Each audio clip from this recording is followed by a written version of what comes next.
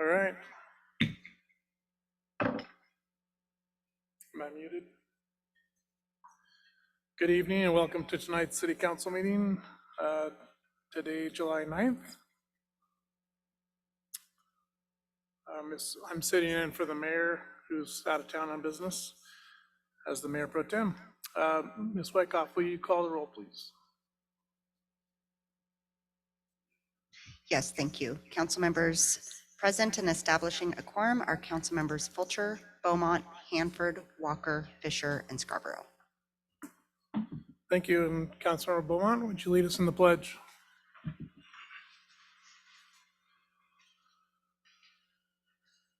Pledge allegiance to the flag of the United States of America and to the republic for which it stands, one nation, under God, indivisible, with liberty and justice for all. Thank you.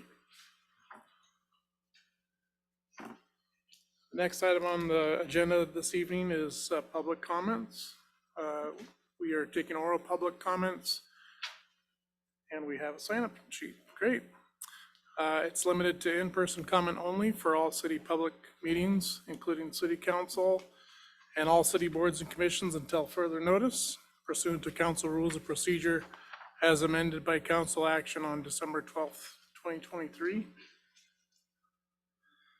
This is a limited opportunity for people to speak to the council during this council meeting. Pursuant to council rules of procedure, oral public comment is limited to in-person comment only and must comply with the standards set forth in the council rules. Comments are limited to 3 minutes. Information on where to send written comments is on tonight's agenda and on the screen. We will now begin public comment. The first person to sign up this evening is Lou. Go ahead and step forward to the mic there. And please state your name, area of residence, or association with the city and the topic, and then we'll start the timer. My name is Lou Azzi, and we've been living in Monroe now for 5 years. We're in the Friendlands area, and my topic is fireworks. And thank you for having this meeting. One of the things that I've noticed over the course of 5 years is that, and those of you who are familiar with the Friendlands, the green belt is extremely dry. And we have people all over our neighborhood shooting off fireworks from 8:30 in the morning.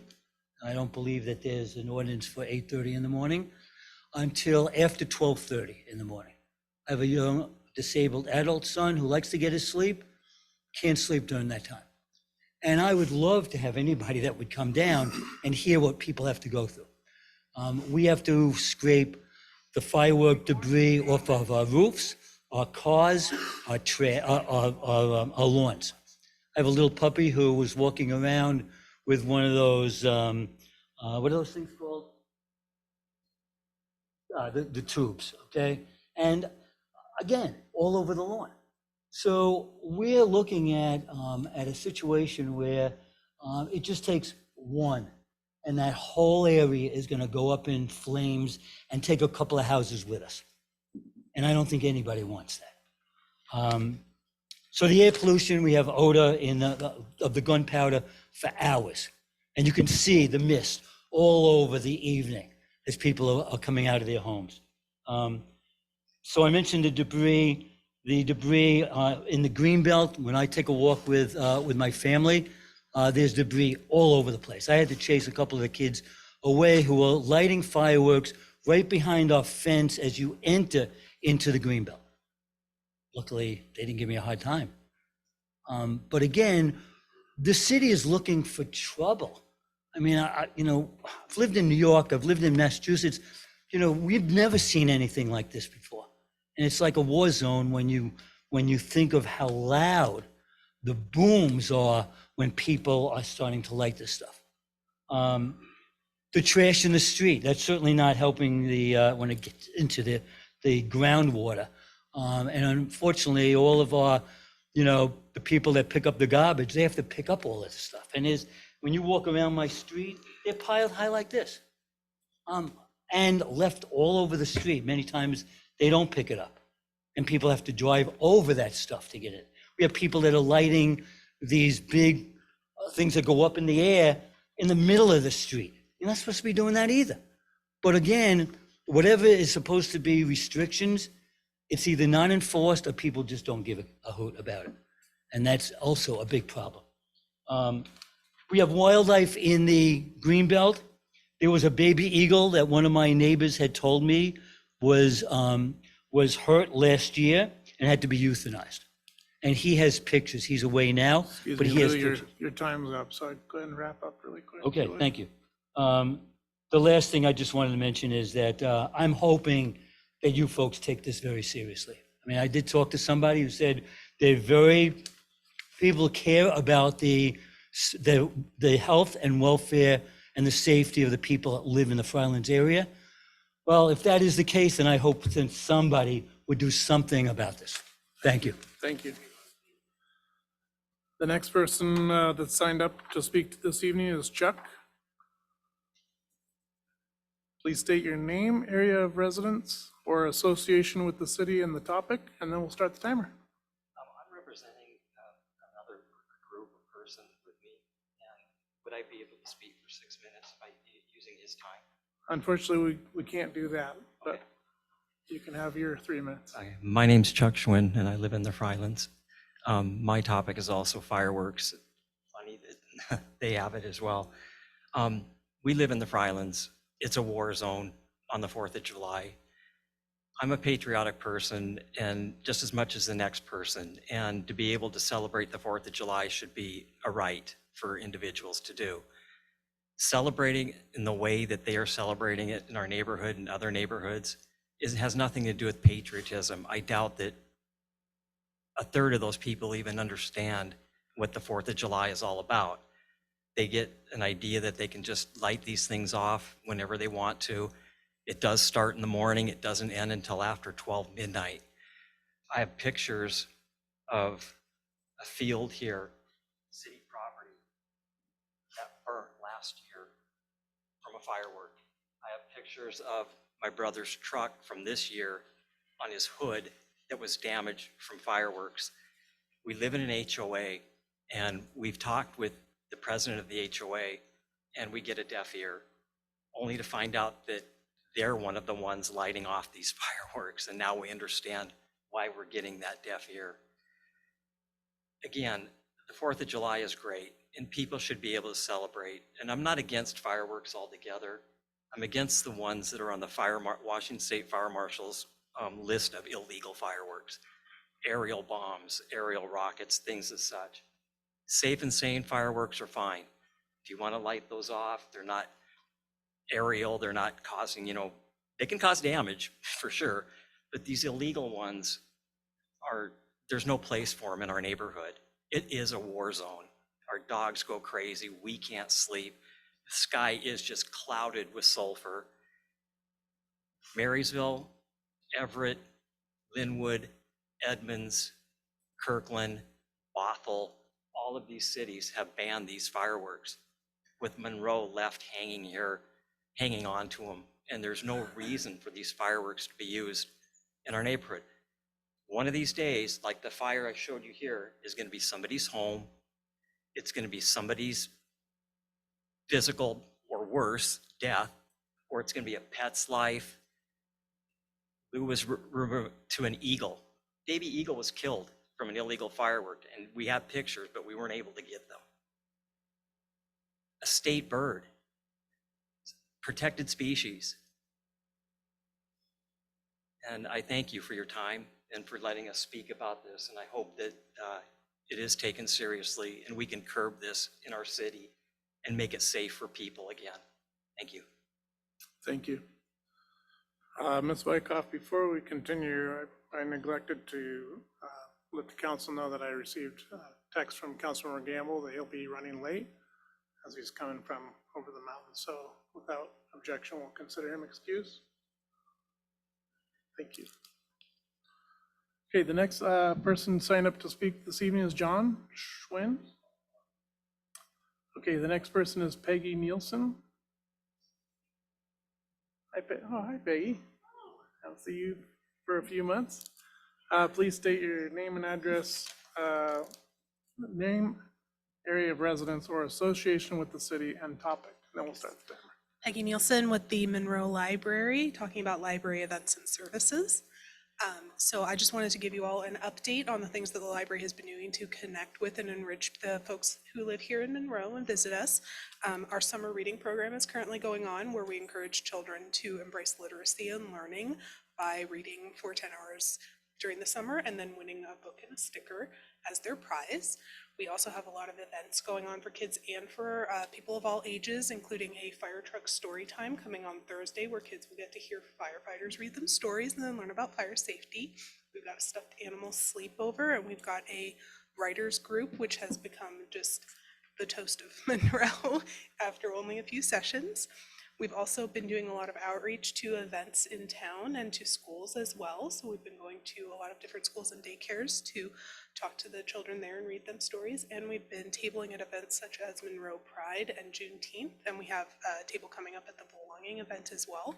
So we've really been trying to do exciting things in the library and out and about in town. And I just wanted to let you all know about that and invite you to come visit us next time you have a chance. We'd be really happy to see you. Thanks. Thank you. Okay, that's all that have signed up to speak tonight on the sign-up sheet. Is there anyone else that would like to speak this evening?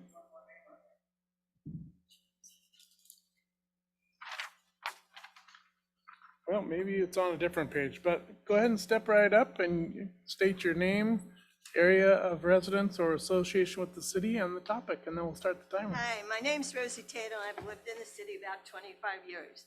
I read the thing that they were going to try traffic cameras in school zones and red light zones. I'm very in favor of that because people are getting more. So you're going to notice as you watch, more people are on their phone as they're driving, and that's also affecting it. I'll give you one. So whatever way they can, it would make it safer for bicyclists and more. And I'm going to show you one drawing. I was on Highway 2. See here? I was waiting for the light to turn. The turn, I was about to step off. Luckily, I didn't because there was a left-hand lane first that went onto the highway, so my walk sign didn't go on. As they're turning, the car that's this way on Highway 2 decides to go a light on red, then he literally U-turns it back onto the highway to avoid the light. So he did. Luckily, I didn't, but if that light wouldn't have been on a left-hand turn line and mine wouldn't have had, I would have been stepping off as he did. And I want to show two other things. Okay, this might be an interesting thing to put around the school zones. The Ultra Walkers. We got this, was it Australia or Australia? Huh? You heard what he said. So after we took the picture, I said, put this on something, and I hold it up sometimes. And that works better than when you're on Highway 2, you're about to go on to 522, there's a sign, yield to pedestrians. A lot of people still don't work on that. But that was why I started that whole thing. I went a bid to see the governor, and that's how that got started in that. But hopefully no one gets hurt, and I just think the more cameras is better to people, their heads, you know, okay, I can't speed through this, I can't do this. And this might be an interesting thing if someone wants to try it in one place and see if cars pay more attention. Okay. Thank you. Okay, is there anybody else in the audience that would like to speak this evening? It's not a question and answer time, but you're welcome to step up and speak to the council if you'd like. Just state your name and area of residence or association with the city and the topic, and then we'll start the My name timer. is Jane Acey, and it has to do with the fireworks, but not directly with the noise. My question is, who authorized the firework tent by the Galaxy Theater to block off a whole parking on the night of the farmers market? Because I went with my son who's disabled, and we couldn't go because the gentleman there by the fireworks stand stood there and said, if you're not going to buy fireworks, you cannot park in this area. So my concern was, I went with my son who can't walk a long distance, loves to go to the farmer's market, and was not able to go because we were denied parking around the firework tent. So I don't know who authorized it. I don't know whether it was authorized or they took it upon themselves. However, I thought that, and the gentleman there was very rude, just basically, you can't park here unless you're going to enter the fireworks tent. I'm sorry that happened to you, ma'am. Yeah. I'm sorry that happened to you.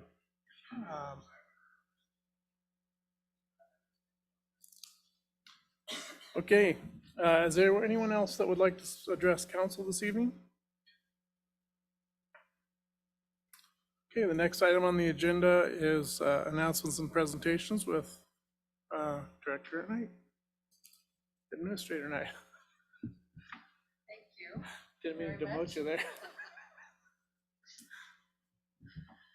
Thank you very much, Mayor Pro Tem. Appreciate the opportunity to introduce into the meeting this evening our audit team. They are going to be doing the audit entrance conference. So I think, Ms. Wyckoff, if you have panelists and ready to go, so we can just go ahead and turn the audit entrance conference over to our team.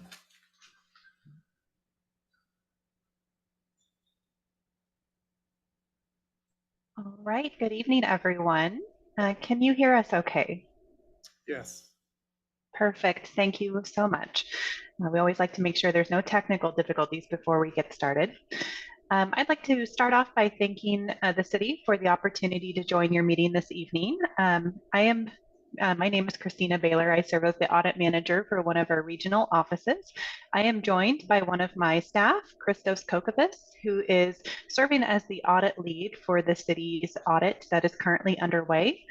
We are joining your meeting this evening to share what we call is our entrance conference, which is a meeting that we hold near the start of conducting an audit to share a little bit about what we have planned about our current audit underway. We do have a visual presentation to share with you this evening, so we'll take a moment. Oh, it looks like we don't quite have the screen sharing capability. Not sure if that could be enabled for us. No, there it goes. Thank you. All right, that should be popping up on your screen for you. There we go. All right, well, as I mentioned, our presentation is titled Our Entrance Conference. Before we move through this presentation, just a quick note that we have also provided a packet of information that I believe the city has disseminated. If for some reason you do not have that, please let us know and we will be making sure that we send that following our presentation this evening. But everything in that packet will be summarized on our visual presentation this evening. It does include a couple handouts, though, that you may want to take a look at when you have a bit more time. With that, we'll go ahead and jump right in. Okay. So just a little overview of our office. The State Auditor's Office takes our role to be the auditor of all public funds very seriously. We are tasked by the state legislature to be the auditor of all public funds, which means we do regular audits of all local governments and the state of Washington itself. We do visit all of our cities in the state on a regular cycle, and for the city of Monroe, that's typically done annually. You can also see that as an office, we are kept quite busy. So we do well over 2,400 audits each year. And we also do many different types of audits. Not all are going to be applicable, though, to the city of Monroe each year. Some audits will come up only when they are applicable or certain events happen that trigger those audits. And others are more regular and conducted more on a typical cycle for the city. You'll see that we've highlighted two boxes called our financial and federal audits. Those are two audit types that will be conducted for the city for fiscal year 2023. And that is what we are currently engaged to do this year. We'll take a moment to talk a little bit about those in further detail. But before we do, Just a quick moment on some of the other types of audits that you may see come up occasionally. The largest box on your screen is called an accountability audit. That is the audit type that we do the most around the state, and the city does typically have an annual accountability audit. For this year, we are still experiencing high volumes of federal funds, and that's requiring quite a lot of audits out there for all of our local governments. So we have worked with the city to cycle that audit, and so next year will be a 2-year accountability audit where we'll look at both 2023 and 2024 activity. Other types of audits that you may hear about are cybersecurity audits, which we'll talk about a few resources that we have to share with you on that topic, as well as we do offer a citizen hotline portal where members of your community can express items that they would like us to consider, as well as fraud and whistleblower investigations, which we are pleased to see that those are not applicable, which means that we do not have any open fraud or whistleblower investigations that we need to consider for this engagement. So with that, we'll focus more on the 2 audits that we are conducting, and Christos is going to join and talk a little bit about what he has planned. Christos? Thank you, Christina. The first audit is the financial statement audit, and this covers the period of January 31st, 2023 through December 31st, 2023. And the objective for the financial audit is to issue an opinion as to whether the statements presented for audit are fairly stated and materially corrected. At the end of our audit, we will issue a financial statement report to the city in accordance with the BAR's manual. And this report will detail the opinion being issued, the results of our consideration of the city's internal controls and compliance, and also the audited financial statements themselves.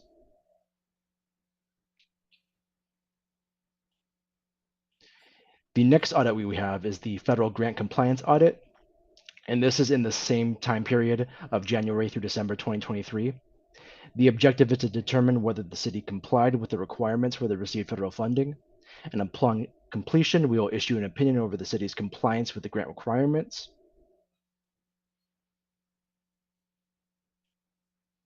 And for 2023, the program we selected is the Highway Planning and Construction Grant. And this grant amounted to about 75% of the total federal expenditures for the city's schedule of federal awards. So it gives us good coverage of the CFA.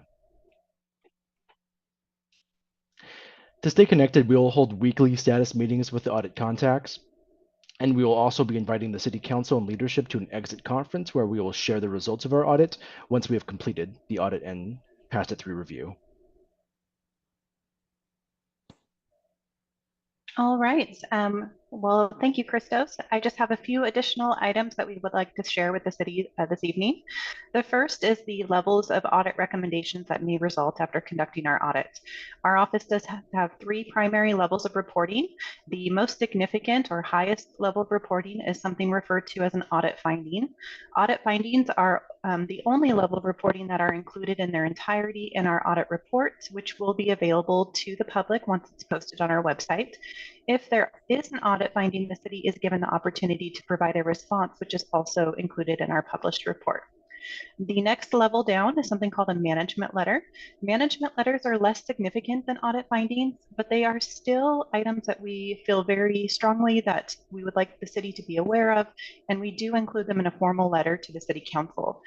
If there is a management letter, it's not included in your report, but it is referenced, and we would discuss that item at your exit conference as well. And then our lowest level of recommendation is something referred to as an exit item. Exit items are very common during the audit process. As auditors, we do spend quite a bit of time understanding your process, looking at your documents, your policies, your procedures, and we may find small items that while we're conducting an audit that we'd like to share with you. We do liken these items to housekeeping items. They're very small in nature. They don't typically rise to something that's significant, but we do want to make sure that you're aware of them. And so we do share these with management during the course of our audit. In addition to the audit, we do like to share a couple of pieces of important information to remind you about. The first is that we are committed to securing the city's confidential information. So throughout our audit, we may request information that is confidential in nature. Please know that we have a number of ways that we do keep that information safeguarded. And it does start with you and your staff just being experts on what your data is.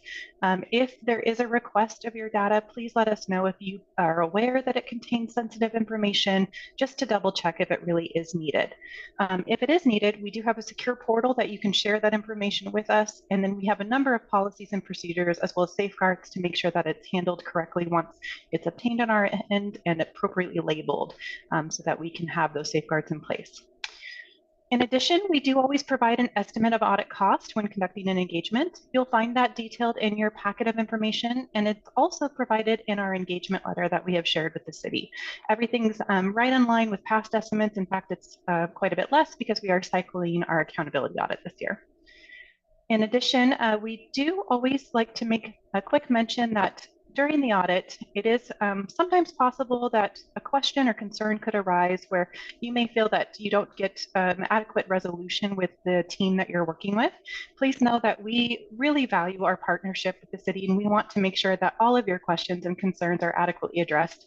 If for some reason you don't get those questions fully resolved, please know we have a number of individuals all the way up to our state auditor herself that are more than happy to talk to the city. You can start with me as the audit manager. I'm always available to discuss these items with you, and we can involve other parties if that's needed. And then lastly, loss reporting. There is a state law out there that does require the city to notify our office if you become aware of a known or suspected loss of public funds. That process is really easy to perform. You can do that right on our website. But we always do just like to make a quick mention that if you become aware of anything that's in that nature, please let us know, and that will help ensure you comply with that state law, but also that we can assist if there's any review that needs to happen over that loss. In that same area, a new type of loss that we're seeing out in our local governments is cybersecurity losses. Cybersecurity losses can take many forms. They can take forms such as viruses that can infiltrate the city's systems, malware, things of that nature, where or ransomware, where somebody gains access to your system, maybe gains your data and doesn't want to give it back without a ransom being paid. But it can also be other types of losses, which can be somebody trying to use the city credit card that's not authorized, or somebody pretending to be a city employee or vendor and asking for their payment information to be changed. All of these losses, unfortunately, do happen in the government sector. So we do like to take a moment just to be to share a reminder in this area as well that if you do experience a cybersecurity loss, there is some reporting elements that are also required. On a large scale, if you have a loss that could impact more than 500 Washington state residents, the Attorney General's office does also require that you notify them. Instructions are available on their website for this. And then really on any level of scale, if there's a potential financial loss, this would also fall under the umbrella of reporting to the state auditor's office. So this can be even an attempt, not an actual loss. Maybe you catch it before it happens, or maybe the insurance reimburses you. So anything of that nature, please be sure that you do go ahead and report that to our office. And then occasionally we do get a question about audits. We conduct the city's audit, so occasionally people ask us, well, who conducts the state auditor's office audit? We are pleased to share that we do participate in an audit process as a state agency as well. We are part of the National State Auditors Association peer review program, and that includes a review of our compliance and policies and procedures every 3 years. We are pleased to share that our most recent audit resulted in a pass rating, which is the highest level of assurance that can come out of an audit. And there is more information on that on our website. And then just lastly, just a couple quick minutes, we just wanted to let you know that our office is available year-round with a lot of different resources that the city may not be aware of. We do have 2 support teams that are available to you. And again, none of these resources are at any cost to the city.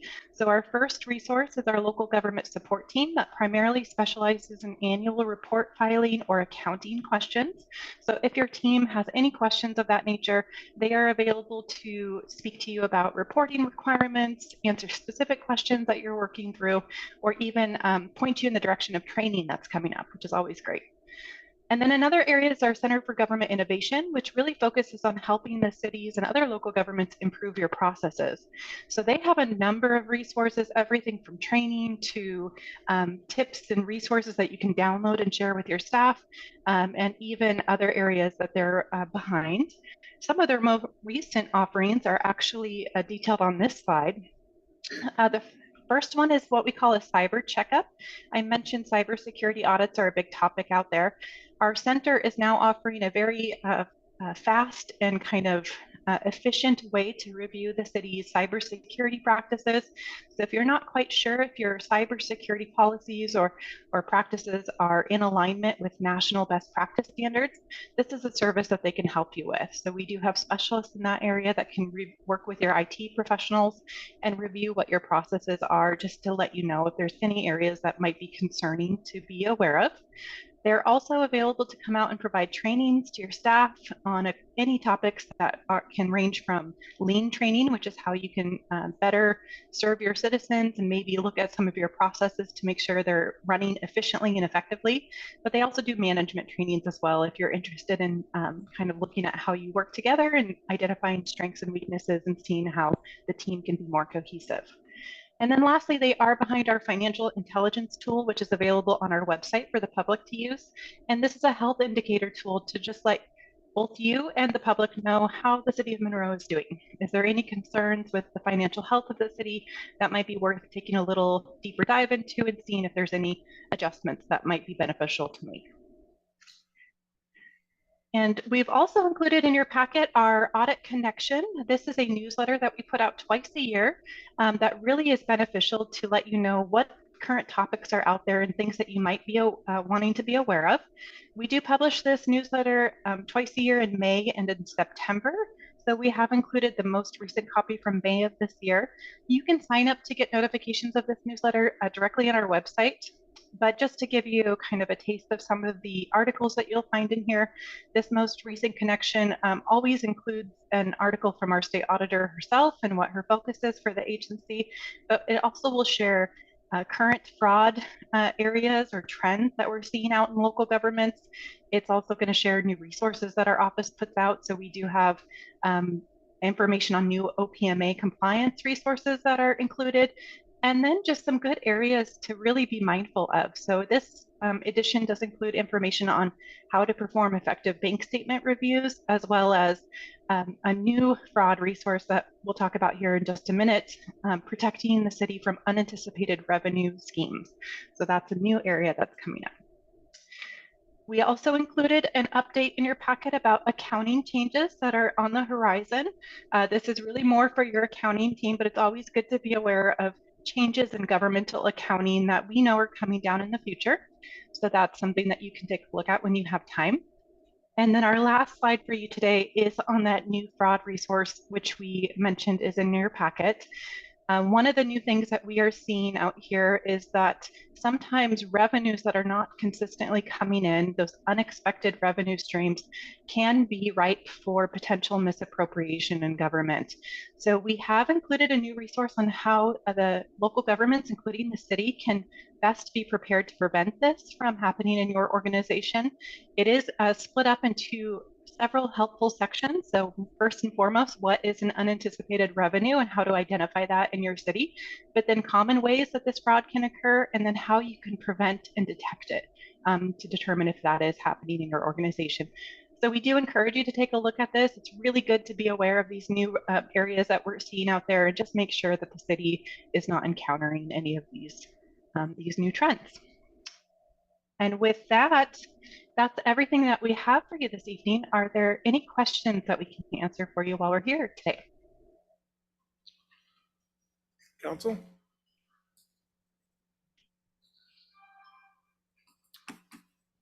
Okay, I don't see any questions. I really appreciate your report. Thank you very much. Thank you, everyone. Have a good evening.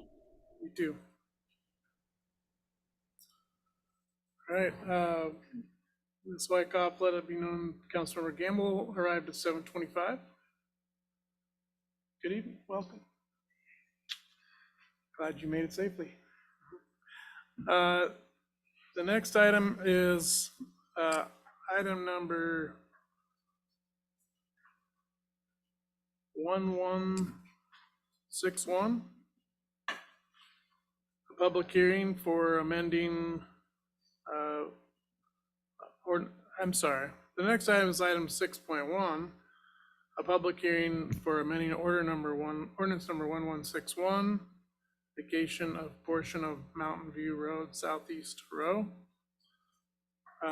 Before we proceed with the hearing, please note that the rules and procedures that apply to this hearing are available in the agenda packet and on the city's website. To summarize, after the hearing is open, city staff will present a staff report, and council members may ask questions for clarification of staff or wait until another time.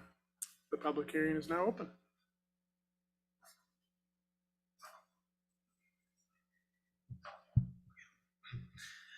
Good evening, council. Good evening. Thank you for allowing me to speak here tonight and help conduct the public hearing. This agenda bill is a continuation of the process of vacating right-of-way. The staff is more or less, we are amending an original right-of-way vacation. We originally talked about this on June 11th, where we passed a resolution to conduct the public hearing tonight. In that meeting, we talked about what appears to be a scrivener's error in an ordinance that vacated a portion of right-of-way on Mountain View Road back in 1999. That ordinance was, I believe, ordinance 1161. And so this hearing tonight is really the continuation of the process that we're amending that ordinance and cleaning it up a little bit so as to clarify any confusion and to clarify the intent of that right-of-way vacation back in 1999. Next slide, please. So just got a little PowerPoint just to help orient you where we're talking about. On the left picture is the general Frylands area west of 522. And the little enlargement on the right-hand side, it's up in the northeast corner of the Mountain View Road intersection with 171st Avenue. That shaded sliver, about 466 square feet, is the area that we're talking about. And if you can go to the next slide. So this is a picture or an exhibit, if you will, from the 1999 ordinance that shows the intent of that sliver of land. You see it on the south boundary of what's known as the Creed property. You see the note there that says the proposed right-of-way vacation, 466 square feet, vacated to the Steve and Christine Creed. Kind of tells a tale that it was meant to go to them. But the ordinance said the right-of-way goes to the east. That's contrary to state practice, state law of vacating right-of-way. It goes to the abutting property. And the Snohomish County assessor shows it as it should be, what we believe it should be already.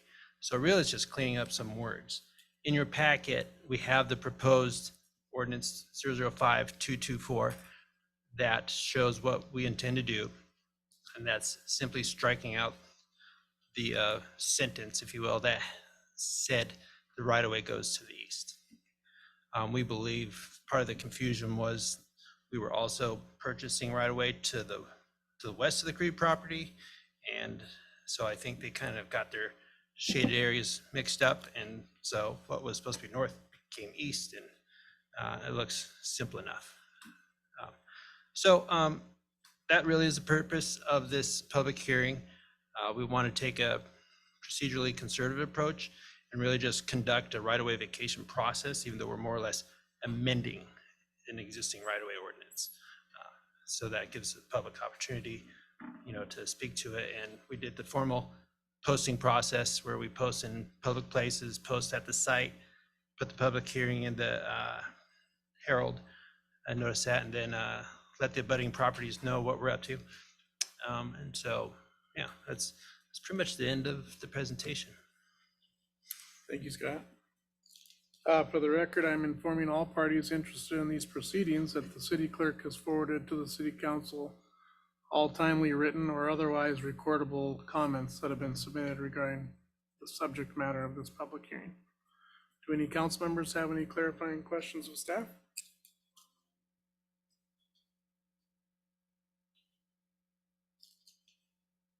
Okay, seeing none. At this time, I will ask if there are any members of the public who wish to speak to this matter.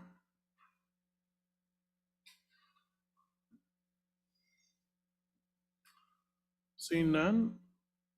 Do any council members have any additional questions to ask of staff?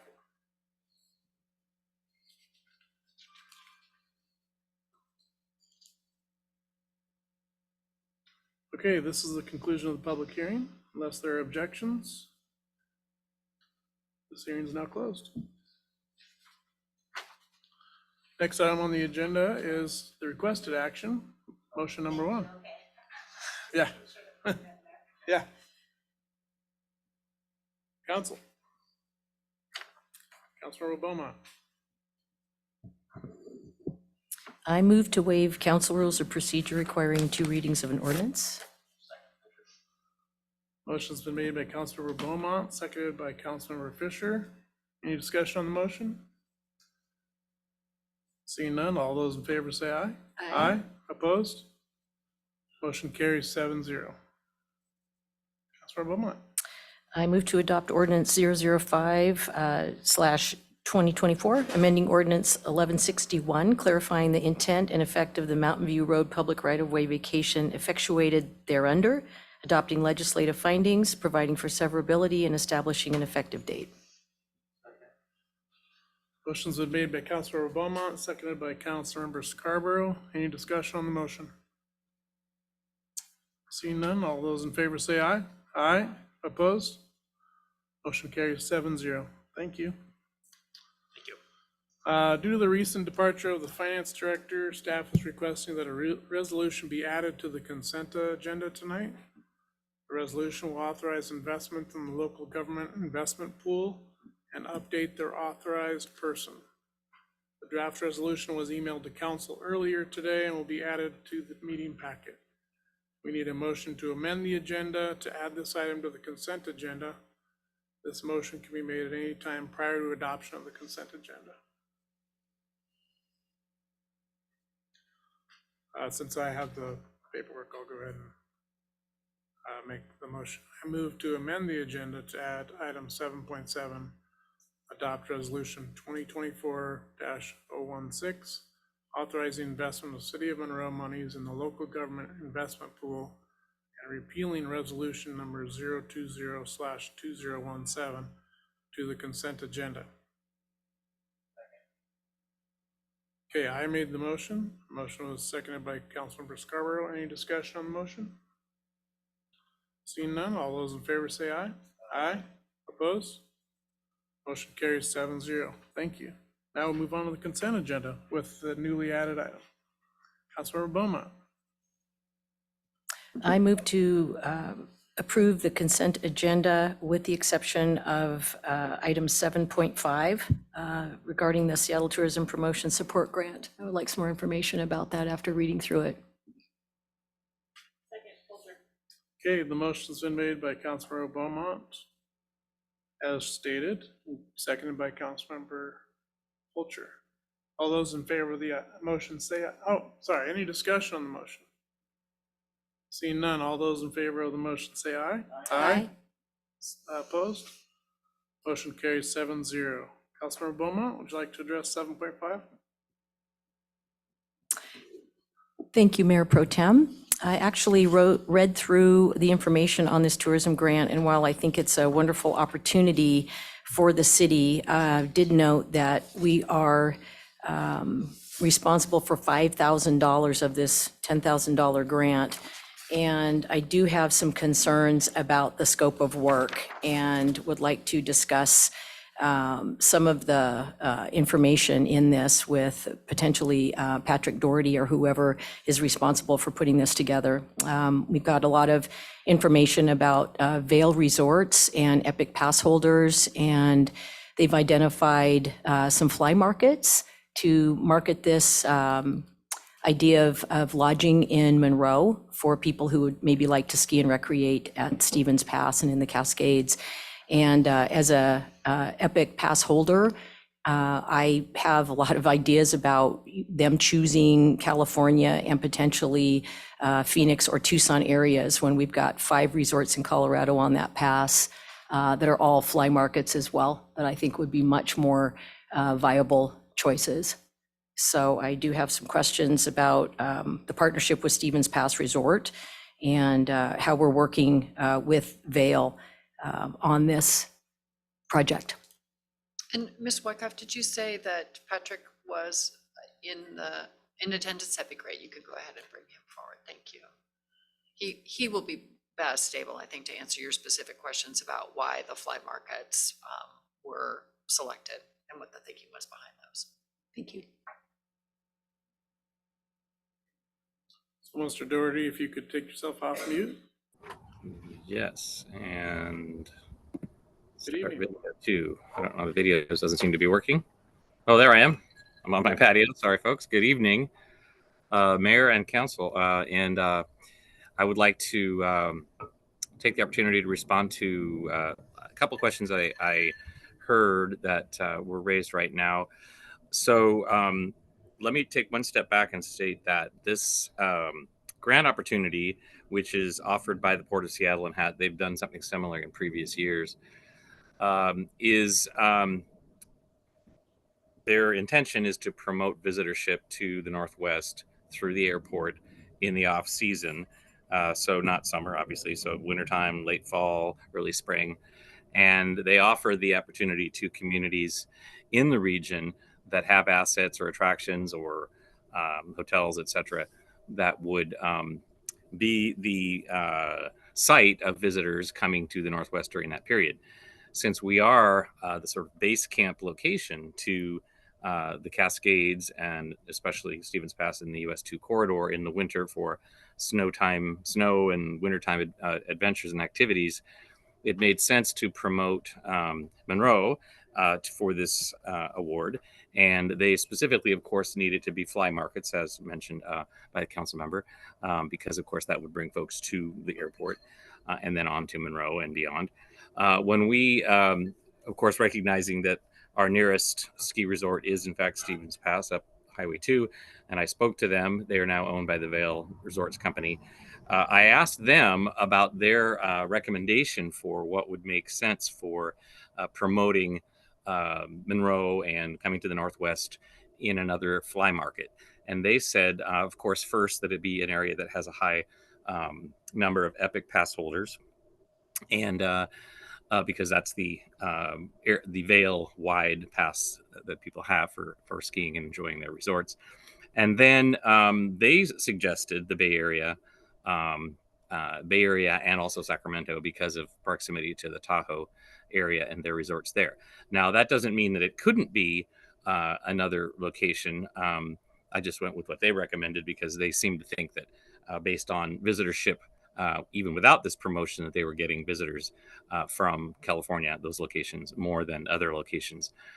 The secondary idea of Phoenix and Tucson was just that's an area that has very, very little access to wintertime activities. And so it's kind of not so much focusing on Epic Pass holders in that case, but more people who travel north to kind of experience winter. And we would be a great place to do that. If the council's interested in us potentially considering another fly market, we could probably do that. We may have to talk to the Port of Seattle folks about whether that changes anything in their consideration of our award, but I would be somewhat surprised if it did. I think their principal issue is just getting people to come to the Northwest and through their asset, the airport, and then on to Monroe and beyond. I think that's the first question I heard. Mm-hmm. Thank you, Patrick. I appreciate that. And again, this is a wonderful opportunity for us.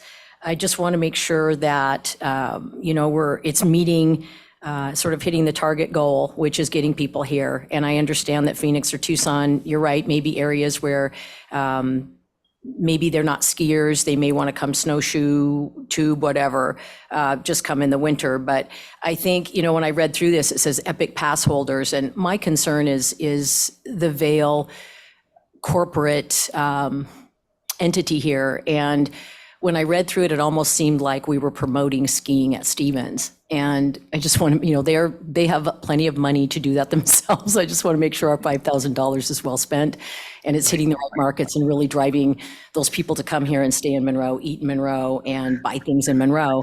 I do think Colorado is viable. There's 5 resorts on the Epic Local on that pass, and Breckenridge, all these different places. So I would like to at least toss that in there for discussion, and then maybe find out a little bit more about how Vail is planning to sort of help us. How is Stevens Pass in, return, even though this is a grant, maybe explore how they could help, maybe market Monroe a little bit up at the pass with some of their collateral. Right, and actually, that's a really good question, because in discussing with, well, I was going to say Vail, but specifically Stevens Pass management, one of the things that we really want is to be able to access their really wonderful gallery of photography and videography that promotes skiing and activities in the Stevens Pass area. But you're right, and they agreed. But you're right, it's not just about Stevens Pass, Stevens Pass Resort. It's about all the wintertime activities in the US 2 corridor, because you go beyond Stevens Pass, you get into Blewett Pass. There's a lot of wonderful snow cross-country skiing trails there, and snowshoe opportunities that are not specifically in the resort property. So it is, yes, it does read as if it's a very, very tight relationship with Stevens Pass / Vail, because they're sort of the number one asset. But really, it's about promoting the wintertime snow fun and activities and adventures in our US 2 corridor, kind of, with the obviously Stevens Pass being the crown, and that Monroe is the base camp for those adventures, that the people that we are going to be targeting through geofenced social media advertising, we want them to come to Monroe, stay in Monroe, eat in Monroe, shop in Monroe, and have these adventures in the US 2 corridor.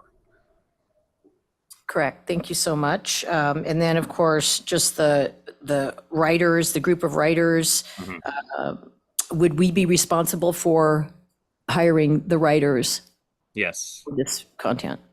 Yes. All I've spoken to 3. Doesn't mean we will hire 3, but I wanted to make sure we had 3 just to get a range of estimates. 3 writers, 3 photographers, and even someone to potentially do some project management.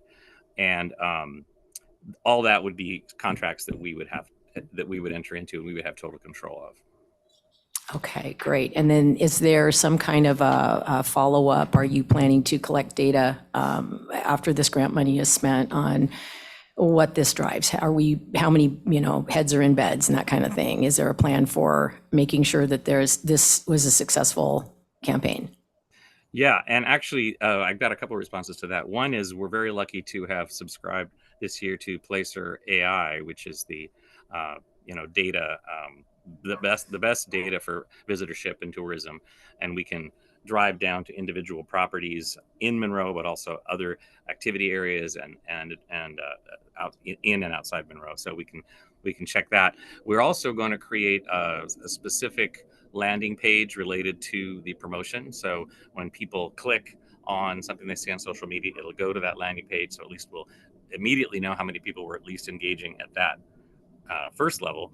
And then we're exploring we haven't yet because we just got the grant, we're exploring with our lodging properties some way to track this. And obviously we're not going to ask them to offer any kind of discount or anything. That's entirely up to them what they want to do.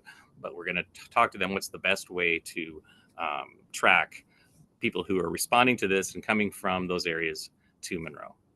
Okay, that sounds great. Thank you very much. Sure. Thank you, Patrick. Go ahead and stay there if you wouldn't mind. Councilmember Fisher has a question. Councilmember Fisher, for comment. I don't know if it's so much a question. Yeah, after reading through this, a little bit leery of our $5,000 going to Vail. I love the promotion of Monroe. I feel that the chances of us getting a good promotional bang out of our $5,000 is probably nil. I think when they are thinking of Highway 2 corridor activities, they are naturally going to go towards Plain and Leavenworth and probably not Monroe. I would love to see a more detailed plan of what they are thinking for promoting this city. Because I had a funny itchy feeling that it's probably going to go straight past us and over to the east side. So that's my comment. I can respond to that if you'd like. Yes, please. Please, go ahead. Just a short comment.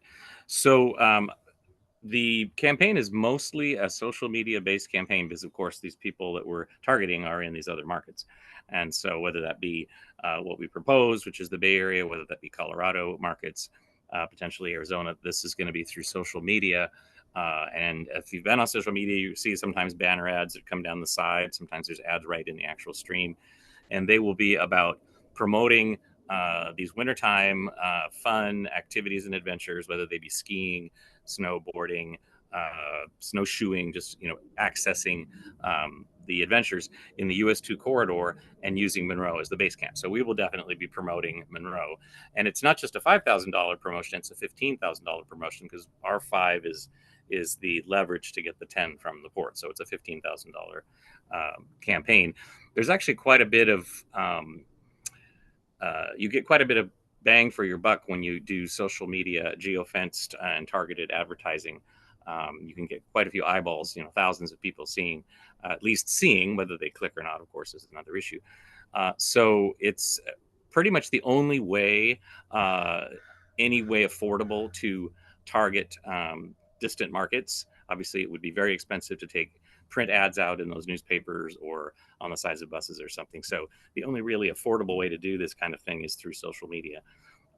And I recognize that people, if they do enough digging and they're from these other areas and they are interested in the activities in the US 2 corridor, whether that be Stevens Pass or beyond, they could, of course, then decide they're going to go on to Leavenworth.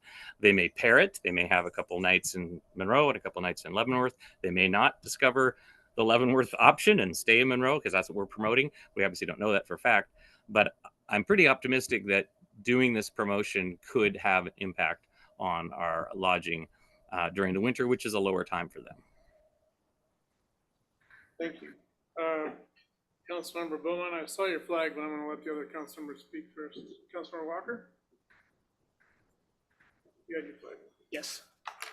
Mr. Doherty, thank you for your presentation. You said some clarifying questions. So we are responsible, or we're going to manage the writing of the copy for the posts effectively? Right. We will hire the writers, and that will then come in drafts to us as a city team before anything is put out. Okay. And then when we talk about cross-posting, is there anything in the contract, or is the general idea that Vail or whatever other vendors, Seattle North Country, Monroe Chamber of Commerce, Right. would the cross-posting be sharing our posts directly themselves?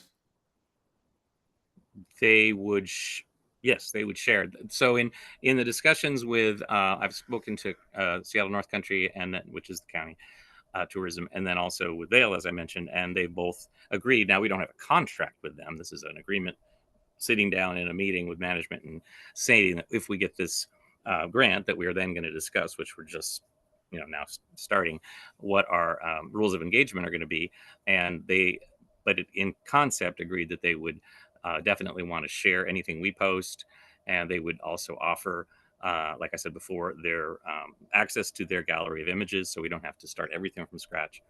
As well as North Country. Seattle North Country has also some really great imagery. Got it. And then we theoretically, so if they were to share or cross-post our stuff, we would still get the geofence data about the amount of clicks that it brought in to track the traffic. Right. So there's two things. We probably don't have access to who clicks on the ones that they share. And that's something I can look into further. But we certainly, if they're clicking and it goes to our landing page that we're going to create, then of course we would get it no matter how they got there. Awesome. Yeah. Okay. Perfect. That sounds cool to me, because I'm just thinking, even if Monroe created the copy, made a post, and it was picked up by Vail and they ran the ads for it in other cities, there's still a chance that we would get the data from it to track Right. productivity of that $5,000. So, okay. Thank you. And thank you for tracking this down. You're welcome. Thanks. Thank you, Councilor Walker. Are there any other council members who would like to speak before I go back to Councilor Beaumont? Councilor Beaumont. Thank you. Couple questions. Is the deadline looming for acceptance and taking advantage of this grant? There's not a hard date in the near future. In other words, it doesn't have to be tonight if you don't want it to be. But we do need to be under contract soon in order for us to start to then engage those writers and photographers and others and create our schedule going into the rest of this summer and into the early fall, because the actual campaign starts in October. And the funding, the $5,000 comes from where? Well, that's our funding. So from the economic development budget, some savings and that we have in the budget, haven't spent everything. We vetted that with now former finance director Becky Hazard. So it's EDAB money. Okay. Well, it's economic development budget money, yes. Okay. And last but not least, one just parting thought is that a lot of skiers, snowboarders, cross-country skiers, and people that adventure in the mountains may fly into SeaTac and want to go to Stevens Pass, but they're probably going to rent a VRBO. A lot of them do. And so I'm just trying to be realistic here. And I think Councilmember Fisher and I are up here. We're these people, this is what we do all winter. And I would like a chance to at least fine tune this a little bit before we approve it. Thank you, Councilmember Beaumont. Thank you. Councilmember Gamble. Yeah, I mean, I'm ready to vote on this tonight. I don't feel that this is within the budgeted dollars already. It's we have it in the economic development budget for 5,000. We have our economic development folks telling us, hey, this is a good opportunity for us. They've researched it, they looked at it. We asked them to manage this side of the business. They're going to spend 5 out of the budget that's already allocated to get 10. We already know that occupancy rates during this time period are low. So we're looking for opportunities. That's their job, is to look for opportunities. This is the one that's been identified and they're really far down the path. We're getting into the operational weeds, in my opinion. So I'm full support. Thank you, Councilmember Gamble. Are there any other council members that want to speak? Okay, there's no motion on the floor, so. Councilmember Gamble? Move to authorize the mayor to execute a contract with Port of Seattle to accept this award of a grant of up to $10,000 for tourism promotion support. I'll second it. Motion's been made by Councilmember Gamble, seconded by Councilmember Hanford. Any discussion on the motion? See none. All those in favor say aye. Aye. Opposed? Aye. Motion carries 4-3. 4 in the positive, 3 in the negative. Thank you. Thank you, Mr. Jordan. Thank you. Okay. Next item on the agenda is speed zone cameras with Liam McCorkle.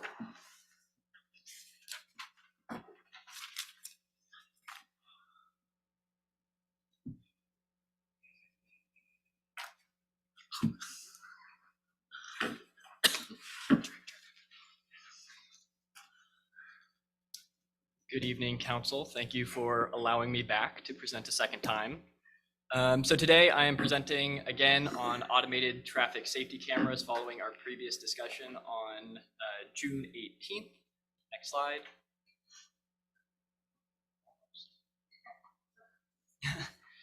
So for today's discussion and content, I'm going to start off by giving a previous discussion recap, just briefly going over what was requested. We will then go into looking at potential locations for automated traffic safety cameras, and along with that, looking at some recent collision data and crash data. And then we will end with some updated numbers on fiscal impacts and fiscal considerations before moving into discussion and feedback on how you would like staff to move forward with this topic. Next slide. So previous discussion, last meeting that this was discussed was June 18th. The study session, I'm not going to go over the entire discussion that was had. If you want an in-depth description of what was discussed or what was presented on, you can find that in your agenda packets. I attached the previous agenda bill. The important things to note are we went over the history, some of the program considerations, and some preliminary fiscal estimates. Important things to note are we had a previous program operating red light and speed zone cameras from July 2011 to December 2013. And during that time period, we also passed Ordinance 006/2012, which directs the city, or directs that any ordinance that authorizes the use of automated traffic safety cameras to be put on the next general election ballot as an advisory vote. If the city wishes to move forward without following that ordinance, it can be repealed at a later time. Also, effective at the very beginning of last month in June, engrossed substitute House Bill 2384 dictates some new requirements that the city needs to follow for automated traffic safety programs and restricts some of the ways we're able to use the revenue generated from the program. Yes. Councilmember Scarborough? In our discussion tonight, are we going to talk about the difference between speed zone cameras, stop sign cameras, and or any traffic violation? Why I ask that is one of the people that talked tonight, what she referred to isn't particularly a speed camera issue, I don't think. And are they two different categories? And do we have the ability to say we support this but not that? Yes, I will get into that in a moment. Okay. But they are two separate categories that are categorized differently, but the city is able to authorize both different types of categories. Okay, thank you. With that said, following that previous discussion, I was asked to bring back more information with updated fiscal estimates and also potential camera locations and other necessary information for determining camera eligibility and camera placement. That next slide. So with that, we'll look into potential locations for automated traffic safety cameras. So as you can see, I prepared a preliminary map for potential locations for automated traffic safety cameras. And as a reminder, pursuant to the new House bill that was passed, 2384, the city may, after conducting an analysis of the proposed locations, implement automated traffic safety cameras at intersections, specifically for the use of detecting red light violations, railroad grade crossings used to detect railroad grade violation, and certain speed zones that must be used to detect speeding violations. Those certain speed zones include hospital speed zones, which are roads within 300 feet of a hospital property, public park speed zones, which are roads within 300 feet of a public park, and school speed zones, which are roads within 300 feet of a school or school playground. So this map up here shows the locations in which the city may authorize certain speed zones and thus implement cameras at a later time. Especially when looking at public park speed zones and hospital speed zones, it should be noted that the city needs to establish those as actual speed zones before cameras can be placed in those locations. So these just show the estimates there, and each are separate locations. So in addition to placing cameras in these locations that are specified in the engrossed substitute House bill, the city is also authorized to place one additional traffic safety camera per 10,000 population, specifically for the purpose of detecting speed violations in locations deemed by the city as having a higher crash risk due to excessive vehicle speeds. So essentially what this means is outside of those proposed areas, the city can, irrespective of other considerations, place as many cameras as they want in those locations. Outside of those locations, the city is able to place up to 2 additional speed zone cameras as long as the council is able to identify it as having an increased crash risk due to excessive vehicle speeds. Great, and then also on that map, you can see the blue crosses highlight intersections that have an average annual crash rate of 2 per year. And then also the pinpoints that you can see there are where the automated traffic safety camera have been in the past. So when we operated the camera program in 2011 and 2013. Next slide, please. So now I'm going to go over some crash data, and this is once again for preliminary discussion. These next 2 graphs and illustrations that I'm going to show you highlight crash data from 2018 to 2023. And the primary reason that I want to show these to you are as the city continues if the city decides to continue to look at these automated traffic safety cameras, understanding the crash data and recognizing where crashes occur most often is going to be a useful tool to being able to understand where these cameras are going to be most effective. So it's a bit blurry and small on that screen, but you can see that the areas in yellow illustrate a higher crash risk and collision rate. Additionally, areas that are circles in green are pedestrian collisions. Areas in orange and red are fatal and serious injury collisions. So this is a useful illustration to identifying the areas where automated speed zone cameras could feasibly have an impact or be useful in issuing violations and infractions. Next slide.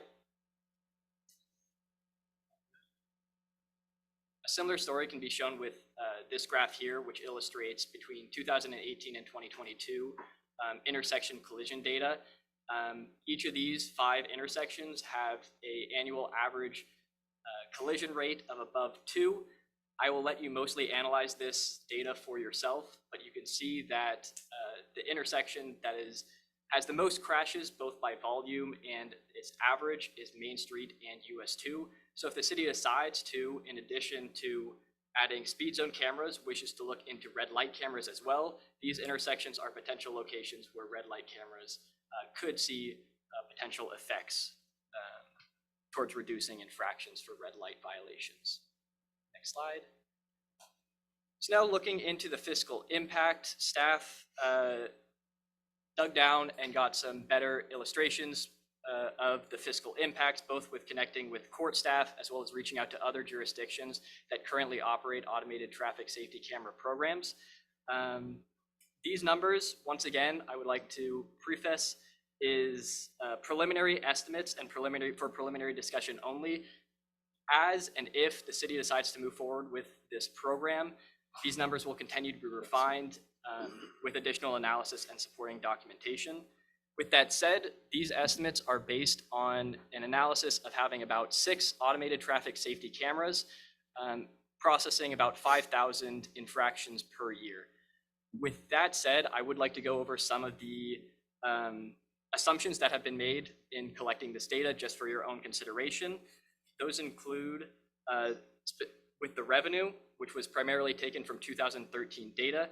So currently the cost of a violation is set at $124, but please note that because a citation can be challenged and reduced in court, not all of these will actualize to the full $124 amount. So that is why the revenue is a bit lower than you might expect with 5,000 violations. Moving into the costs, jurisdictions with automated traffic safety camera programs across Washington state primarily use one of 2 vendors, those being Redflex Traffic Systems, which the city of Monroe used in its previous program, and Vero Mobility. The cost per month for these vendors typically range from about $4,000 to $5,500 per camera system, depending on the complexity of the street that is being monitored and the complexity of the roadway being monitored. But outside of the camera vendor contract, which is the largest single cost there, the biggest impact in terms of costs when it comes to the fiscal impacts are those impacting the court. So Monroe court staff estimated that the number of infractions that would be generated by this program will require hiring an additional full-time court clerk. You can see the cost estimates there. Additionally, citations are estimated to add about 12 hours of work per month for the court judge and security officer. I would like to highlight here that the current contract with Judge Ness is approximately 100 hours, but the maximum amount of hours that court judge can work per month is 128 before the judge must become an elected position. So within that amount, that additional 12 hours per month will not push us over that wall, but it is still something that should be considered if we are adding additional time to the court judge's time. Outside of that, other court costs will include the cost of postage and printing. And then the final number that is there is the cost of processing the infractions. Infractions are typically processed by a community service officer from the police department after receiving the information from the camera vendor and the video information. The workload associated with processing these infractions based on estimates from other jurisdictions is about 15% of one community service officer's monthly workload. So if you see on the graph there, or on the table there, all of the staff time is estimated it's calculated as an hourly rate of the staff time that is estimated spending on the program, and is not necessarily a amount that is just spent out of the blue. So with all of that said, that would leave us with a net revenue of about $58,000. But there are some additional considerations that should be had with that net number. One of which being, before the cameras are up and operational, the program requires a startup period of about 30 to 90 days, where the city will likely be paying the cost of the vendor contract, but will not be generating any revenue. That is for time to allow for a 30-day notice that the cameras are being operational, as well as allowing time for any necessary surveys that need to be done to the streets. Other jurisdictions like Renton have also noticed that with speed zone cameras in particular, revenue over time tends to decrease. This might be expected because as people realize that speed zones exist and speed zone cameras are actually issuing infractions, people will start to change behavior and people will start speeding less. So we get less infractions, which means less revenue. So although at the moment it looks like there is a net revenue over time, if the program is working how it's intended to, we will eventually see a decrease in those revenues and potentially even see a net loss of this program to the city. Also want to remind the council that beginning 4 years after implementing a automated traffic safety camera, 25% of the non-interested revenue minus the cost to administer the program must be remitted to the state of Washington. And then that other 75% is heavily restricted to being used for traffic safety operations, some of which need to be shown as being proportionally spent on the lowest income quartile and areas with a higher or above average crash risk to the city. So those are all the fiscal estimates. Once again, if the city decides to move forward with this, we will continue to refine those numbers and build up more analysis with those estimates. Next slide, please. So that kind of brings me to the end of everything I brought back and all the research I completed since the previous meeting. With that, I did put up some additional questions to consider to help staff move forward and also direct discussion here today. First and foremost being, should the city continue the process of re-implementing an automated traffic safety camera program? And if so, if the council wishes to continue to issue an advisory vote on automated traffic safety cameras. If so, the city needs to, or the council needs to decide whether it wants to repeal Ordinance 006/2012, which requires an advisory vote for authorization of automated traffic safety cameras during a general election. If the city wishes to have an advisory vote outside of a general election or not have one at all, that ordinance will need to be repealed. I will also note here that the cost for putting something on the ballot during a general election is significantly cheaper than putting something on for a special election ballot. During a general election, it typically ranges for the city of Monroe from between $5,000 to $8,000, whereas a special election that increases fairly steeply to about $10,000 to $50,000 for the special election. Other than that, just starting to look at locations that should be identified for further study and possible camera placement, and then directing any questions you have that you would need answered before you made any informed decisions relating to automated traffic safety cameras. That we have next slide, but it is just a discussion or an opportunity for you to ask me any questions you might have. Thank you. I was going to ask one question, and Councilmember Gamble has a flag up. Can you go back 2 slides, please? That dollar amount is just based on hourly wage. It does not include benefits and the actual cost of employees, correct? Correct. Okay, thank you. Councilmember Gamble? Yeah, actually, if you can go back a couple more too. Let's see, one, another one. Keep going. Oh, you're just in the PowerPoint. I'm looking at the packet. Yeah, because I really would question our modeling on this one just based off of what we had prior, because that revenue was over $200,000 a year. Right. So I would really, I just question that compared to what we experienced before. The other question that I had is in our data analysis, what I was very interested to know is, do we have the breakdown of resident to non-resident in those citations? I don't know if I have those estimates. I can go back and look at the infraction reports. I Yeah. don't think they broke it down that much, but I'd be happy to go review that for you. If we have the addresses, we can figure that out, right? Is it, I guess, what's the data that we have available to us, I guess would be the question, because I think the assumption is, or my assumption would be too, because we're a little bit different, we're kind of a corridor, and you know, it's people that are just going through. And it's interesting to me, it's like, I don't like, you know, there's a lot of people that don't like cameras. We've got 2 advisory votes. I was here when we, you know, when we took those things. But I don't think people understand that a majority of the violators are folks that are not in the city. They're not living in the city. And we're trying to curb that behavior.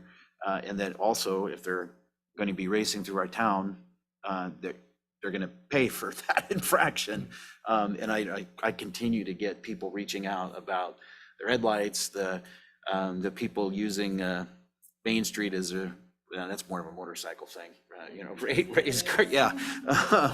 But I would be very interested to know that, because if we were to do, because I'm not one for repealing, I'm one for like, let's run an advisory vote, and let's put a very good statement forward on exactly, you know, the intent. It's, you know, it's a safety, you know, issue, but it's also to, you know, we recognize that we are in some ways a pass-through city with the highways that we, you know, that we have, and we need to do stuff to curtail those that aren't here every day. And that's just my 2 cents on that. I think if we had the data to show, hey, look, 70% or 85%, I would be really interested in that. Probably would, you know, chart my course on that one. But I have a hypothesis that a majority of that revenue that was realized through the citations were folks that were not living in the city of Monroe.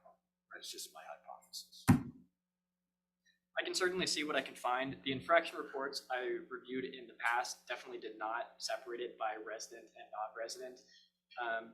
Once again, I'll look to see what I can find, but I do know that this kind of data is harder to pull because a lot of it is protected, and you can't do public records requests for this kind of. Does it have address? I will have to check, but I'm not positive either way. Okay. Because all of the personal information based on state law has to be protected. So I'm not sure if I'll be able to find it. Sure. We don't even need, names. It's really just if we have addresses, right, then, you know, you can do we can do a association, you know, in a maps type deal. And I can see what I can find. Understand where the people reside. That would be great. I think that would help, especially if you were going to write a statement in a advisory vote pamphlet. That's all I had. Thanks. Okay, Councilmember Walker. And Councilmember Fisher will be next. I was just going to add a quick note, Councilmember Gamble. I was looking at the Bothell Police Chief's presentation about their camera program that they rolled out, and there was a slide in there where they did have a breakdown by zip code of traffic infractions. So from that, I would conclude that the data is accessible. So great point there. Fisher, sorry. Either one. I think she might have raised hers before mine. Did you raise yours? I did. I'm sorry. Quite all right. You got yourself busy there. Okay. So we have talked about repealing our ordinance or not, and saying that you really want it to go to the vote of the people. If I remember right, we had a advisory vote about term limits, and we have guys up here who are beyond our term limits from that advisory vote. So are we going to pick and choose as to what we're going to follow when it comes to advisory votes? So if we are elected, I think that we have the responsibility to just do things for the public. As it stands now, as it's lining up now, I don't want to see it on the ballot because I want to give our parks bond every single advantage that we can. And to have 2 things on the ballot, we're just asking for 2 no's. We do have a speeding problem. I live on a corner that has 2 of the issues right there. But I think that for now, I would love to see us do an education program, talk about with the data, what's wrong, what's happening, get some background on it so people can say, yeah, I definitely think that we have a problem. And there's going to be a lot of people who are going to say, hey, we've got a problem. And then maybe do some different options like, the little radar boxes that you get to see how fast you're going. And I know there's good and bad parts of that because you get to see how fast you're going and also you get to see how fast you're going. So I think that I'm not in favor of putting this on the ballot of this problem. I think we need to approach it from a different direction and we need to take a step forward and do the job we were elected to do in order to protect our people. So I'm sure we're all going to go around the horn a few times, but that's my first turn. Okay, now it's Councilmember Fisher. Hello. Hey, can you go back to the second to last slide? I was gonna go down the line here. Okay, oh, there we go. So I'm for traffic cameras, reluctantly. I would rather have police officers making contacts with speeding drivers. There's a lot of information that can be gained by that. I like the PR opportunity. I also like the warrant arrest opportunity. So that would be my first thing to do, but that would probably cost us millions of dollars. So I don't think that it's actually something that can probably happen. So reluctantly kind of going into the traffic camera thing. What I like about traffic cameras is it does, I believe, change a behavior. Unfortunately, like a speed bump, traffic calming devices, it doesn't change something that is going to happen. So if somebody's speeding through, they're going to get a ticket and they're still going to get in an accident. So with that, I kind of prefer traffic calming.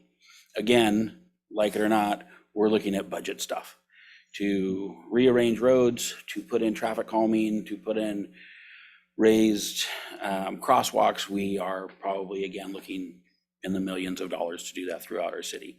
So again, I feel like I'm kind of forced back into the camera thing, which I reluctantly am for.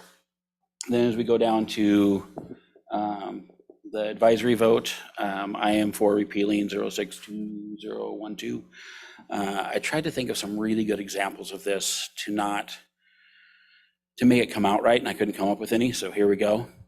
I feel like it's like asking my kids if they should have a curfew. They're going to say no, but I'm going to tell them that they have to have a curfew. Again, don't read into that too much, like our residents are children. I don't feel that way. It was the only example that I could really come up with.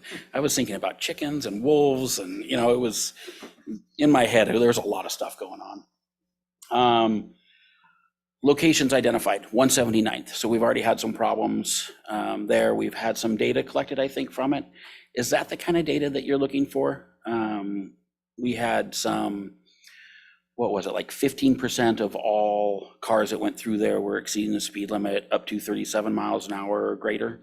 Is that the kind of information that would qualify to put one of those cameras there? I would say so. I would have to check. Okay, so I was just curious how in depth we would have to get. I live downtown, a small street, and sometimes I yell at people that are speeding. So I'm kind of like an audible traffic camera without a ticket. I think that's about the list. We were talking a little bit about the finances of the whole thing, and I noticed that we had a cap of $124 per ticket. If I read it right, I think we can go up to 145. So that might be able to make those numbers work a little bit better. And yeah, I would love to see just some traffic behaviors change. So again, you go through traffic, you get your driver's license, you have to have a practical, a written, you have to drive so many hours. And then if you happen to forget the law, we have them posted out there and we still can't seem to abide by them. Saying all of that, I can absolutely guarantee that I am probably going to get hit by one of these at some point in time if we put them in. So I'm not going to be the innocent guy for probably too long. Thank you, Councilmember Fisher. Councilmember Scarborough.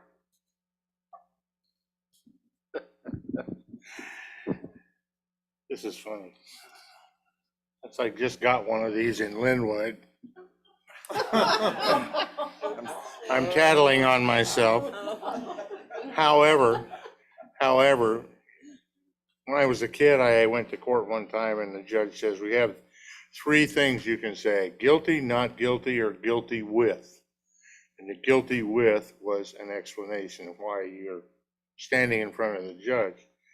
And I guess of the 4 options I had, one was to go see the judge and try and make him understand why I did what I did, because if a California stop, y'all know what that is, was why I got the ticket, then I question, I'm a snot, I'm an old man, I've been driving a long time. You got left-hand arrow turn lanes going like this, and you come up like this and realize that they're turning, and you're on a red arrow, you can kind of look and roll through and make your right-hand turn. Well, if that's what I got the ticket for, I'm guilty. But in my opinion, it's not like you flipped off the man and said, I'm going to run the red light. So if there's guilty with, when you get in front of the judge, maybe I'm okay with them. And I'm not okay with them. But I did realize with this incident that there was more to flash. I got your license number and here's your coupon. So I'm kind of with everybody else. There's some areas in the city where I think that we need to protect the pedestrians, certainly around the school zones. And maybe 179th is a zone where kids walk along the road just off the white line and not on the sidewalk. And then the speed calming something or other would be good there. I'm not sure that what was delineated here this evening by Miss Rosie falls in our category of where we would put a camera, because that might be a state responsibility on Highway 2 and 179th, or wherever it was, Highway 2 and somewhere. So I think there's a lot of things that have to be gone through to delineate exactly what we're looking at doing, and then decide whether we want to do it or not, and whether $53,000 out of 500 and something thousand is a reasonable return on the money spent to do them. So, and again, I wasn't on council when we had the cameras before, but I was at the bus barn, and I had some incidents where the bus driver came to me and said, I got this thing. I came out of Frank Wagner Elementary, got on Main Street, started up towards my pickup at the middle school or somewhere up, and this camera said she was doing 45 miles an hour. And I knew this driver because I'd been working with her for years. I knew what kind of driver she was, and I agreed with her. I believed her when she said I was not going over the speed limit. And then when it did it a second and a third time to the same driver, I didn't know whether the camera had a vendetta against that number bus or she was lying to me. But I still believed the person because I knew her and I knew what kind of driver she was. So I had a tainted view of whether or not the cameras were giving us accurate information. Now that was almost 20 years ago. Maybe they've come a long ways, and it warrants looking at, but I have a little bit of a jaundiced eye about them. And in some places it's about what we're looking at in the camera's eye. Thank you, Councilmember. Let's see, Councilmember Gamble has his flag up, but we have not heard from Councilmember Beaumont yet. Go ahead. Thank you, Mayor Pro Tem. So a few thoughts. First of all, I agree with Heather on Councilmember Fulcher on the Parks Levy Lift ask. It might be too much for voters, and they may say no to both. So that's something I think we need to keep in mind. Our job is to protect our residents, pedestrians, kids, and you're going to hear more about fireworks from me during council member reports about protecting our city and the people that live here. If I'm not mistaken, and Councilmember Gamble, help me out here, the last vote was in 2012 and 70% said no, roughly. Okay, so that's what? This is 2024.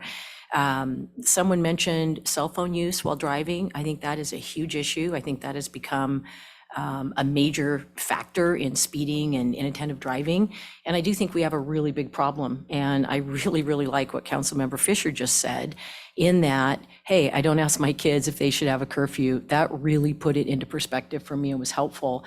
I would be totally behind just not even doing an advisory vote and going straight to it. Thank you. Thank you. I had a question for clarification before you go. Just to clarify confirmation, so we cannot, if we were to do these programs, we can put traffic light cameras going across Highway 2, but not on Highway 2 at those intersections. Is that correct? From my understanding, yes. Councilor Gamble.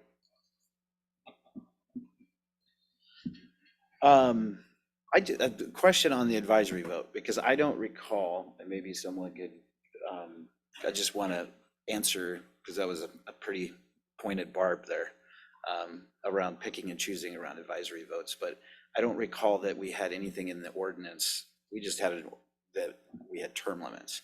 So there wasn't in there in the ordinance that say, hey, you must run an advisory vote before you could even think about an action of overturning this. But I would love for someone to maybe give me that answer after our look, because if that is the case, then then I would agree with your statement. I mean, I don't, what's that? No, but I do think it's important. You know, I'm big on, on specificity, because that's why, for me, it's like, because I was here, it was extremely important to the public. And to use the analogy, like I used the one, like, listen, if everybody said, hey, we should make the speed limit 55, yeah, let's go. It's not smart, right? Or turns 25 to 35. So I wholeheartedly agree. When we were having all of these discussions, there was a lot of angst and trust issues and public or privacy. And we were here till midnight. I mean, it was a lot of angst amongst the community. So that's why that went in there. That was why it was a repeal, and then it was like, hey, we'd do an advisory vote. I'm actually kind of really interested, because I do think, because it has become so mainstream, that it might still be over 50% the other way, but I just think that it would change. But I just have a hard time pulling that out and just saying, hey, we're not going to do an advisory vote when we specifically put it in there, and that was based off of a ton of feedback at the time. So for me, I wouldn't. I mean, I voted I'll out myself on the vote, the advisory vote of like, hey, I don't, let's have traffic cameras. I don't care, and I personally feel like there's a potential benefit to our residents. So I'm all for it, but there's an ordinance on the books that was put in there that we voted on, and I just think it's not in the best interest just to repeal that without following through on it. That's me. But I don't believe we did that on the other one, but maybe someone could correct me. If we did, then okay. Well, if I can jump in just for 1 second. Just to comment on the intent of Ordinance 006, 2012. The original intent of the ordinance was in response to legal discussions that the city was having at the time. So around the same time, the city also passed resolution number 2012-009, which declared its intent to repeal that ordinance following the city's prevalence in their appeal to the appeals court of Washington State, which we did succeed in. But we never ended up repealing the initial ordinance. Thank you. Did you have any further questions? I appreciate that. Okay, Councilmember Walker. Liam, awesome data on the presentation. I thought you just crushed it, so thank you very much. There were some points in there that were really interesting to me that I hadn't thought about before, especially the point about the reality that the returns on this kind of program can start to turn around after a while. It makes a lot of sense.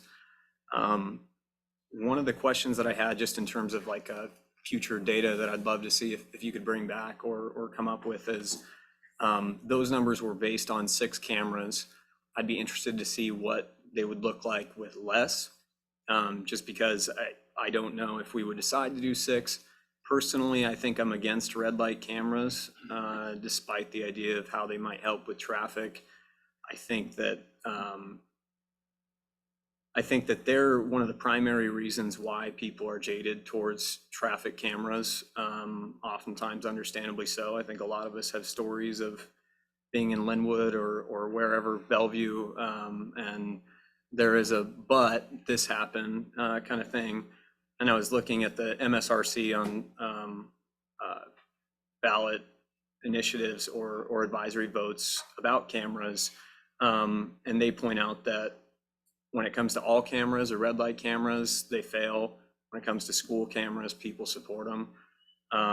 So I'm still very much for the school zone cameras, but I would love to dive deeper into the numbers, because if the margin is $50,000, let's say on 6 cameras, I could assume that with 3, it'd be less than that.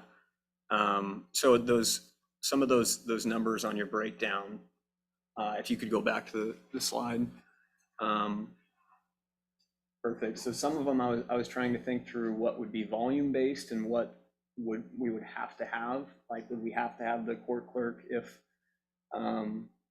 it was 3, for instance? And with that being said, our net might keep getting smaller and smaller, and that might be before we've even seen the data of this reduction in school zone speeding of 70%, which is what a lot of the numbers look like. So that's something that's really interesting to me.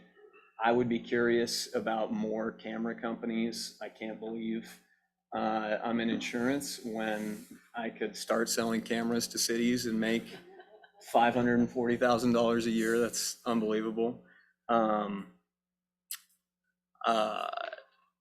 I was going to also say that when it comes to the advisory vote, I'm still undecided on it. I completely understand the idea of this is something that no one's really going to want to vote for. I'd probably vote against a ballot that was like authorize all cameras. So I understand why the voters felt that way back then. At the same time, I think in my mind, if it was just school cameras, looking at some of this initiative data or just to think about how people might think about this issue, if there is overwhelming support for school cameras versus red light and school cameras, it might be a prudent use of taxpayer dollars to not go through the 20,000 or the 15,000 in putting it on a ballot if it's a special election season. So I'd love to just keep digging deeper and deeper into this. Clearly, you're great at gathering numbers, so I look forward to seeing more presentations about it. I'm sure I'll think of more ideas of numbers I'd love to see and email them to you, but love the conversation. Appreciate you guys. Thank you, Councilor Walker. I have a question for clarification, another one. So there's nothing stopping us from just pursuing school zone cameras or traffic cameras in general and excluding red light cameras. Is that correct? That's correct. Okay. I think I'm torn because I'm one that's driven through Linwood and has seen and have gotten the email or the mail. Coupon. with the picture of my vehicle. Somebody was driving it. And it really, yeah, I mean, you can explain everything away. I wasn't on a cell phone. It's in an area I wasn't familiar with. Happened to be a school zone. There was a tree, all of a sudden there's a sign. I mean, the list goes on and on. And so it made me jaded to, I don't want to go little it. And so we just were talking about, we want people to come to Monroe, we want them to shop and save and spend their money here. And so it's kind of like a catch-22, like, yeah, we want them, oh, by the way, there's lots of cameras everywhere. So the minute you get off Highway 2, where there's not going to be cameras, and pull off on one of our arterials and get food, now you're run the risk of getting a red light infraction or whatever as you get back on the highway. And so now I'm thinking, okay, well, Monroe has cameras. I'm not going to stop there for food. I'm not going to stop there to stay the night or whatever. So I'm struggling with that part of it. The other thing is, we hear people talking, when we had our discussion a couple weeks ago, those of you in favor of all this said, we have people come to council, we get emails all the time about people speeding through town, blah, blah, blah. Well, that's true. But I don't remember one complaining about running through red lights and running the intersection. So I'm not, and Rosie's point is a great point, but that's a federal thing. It's on Highway 2, so that would have nothing to do with us. So I'm just, I'm struggling. I'm open to the traffic cameras, I would say. I'm not really open to the red light cameras myself. I think it's a good idea to put it to the ballot, but those are my thoughts that I'm still processing. Councilmember Gamble is next, and then Fulcher, and then Walker. I just think we need to be clear that it'll impact the financial model. So there's nothing to say, but a lot of the assumptions that are being made are based off of data when a majority of that data is red light camera, right? I mean, and I will say that there is a ton of red light running on Highway 2. I mean, I go through there every day and it is nonstop. You can just go sit there with the clicker and it's a constant. But yeah, I just wanted to bring that up, is that if we were to entertain that and, hey, we're only going to look at this or that the model would be completely different. Thank you. Councilmember Fulcher. I was actually going to question how much of a problem we are having with the red light stuff, so I appreciate that, Councilmember Gamble, because that's your neighborhood and mine's different, so I needed to have your input. And all in all, I think I've already said everything, but my question was about how much of a problem is actually red light, so thank you. Thank you, Councilmember Walker. And then Councilmember Scarborough is next. And then one thing that I always want to keep in mind, or I would want to tell people, citizens about this issue, is just to remember that the average traffic stop is 15 minutes. And being that police are short-staffed everywhere already, obviously the dream is that it would be, there'd be enough police on patrol to be getting more infractions, but that's just unfortunately not our reality. I do want to give kudos to our police department. I think that they've just done an awesome job increasing traffic patrol recently. So I'm sure that there's already been a trickle-down effect from that. Going to questions for you, I'm sorry, I had some more come up already. Are we able to pick the speed at which these cameras ticket? Yes, you should be able to pick the speed. However, it should be consistent with what the police department would do. Interesting. Regular speeding tickets. I would love to see when I asked for the breakdown, if we could do like costs, and this is just my specific or my personal ask, so it doesn't have to be taken up, but costs with speed cameras only by number of cameras. I was trying to think through which places might be good starts, and this isn't or this isn't, literally, I just thought of this in the last 30 seconds, but like Park Place, Frank Wagner, and then I think Councilmember Fisher and I were trying to decide the rule or that new bill that passed about one camera per 10,000 anywhere in the city. Does that mean that we could theoretically have 3 school zone speed cameras and then 2 wherever we wanted them, if it was 179th and Rainier View, for example? Blakely. Okay. Yes. Yeah, I would love to see that then, like 5 cameras, or just by camera, because Councilmember Gamble's totally right. The volume is going to be so important, because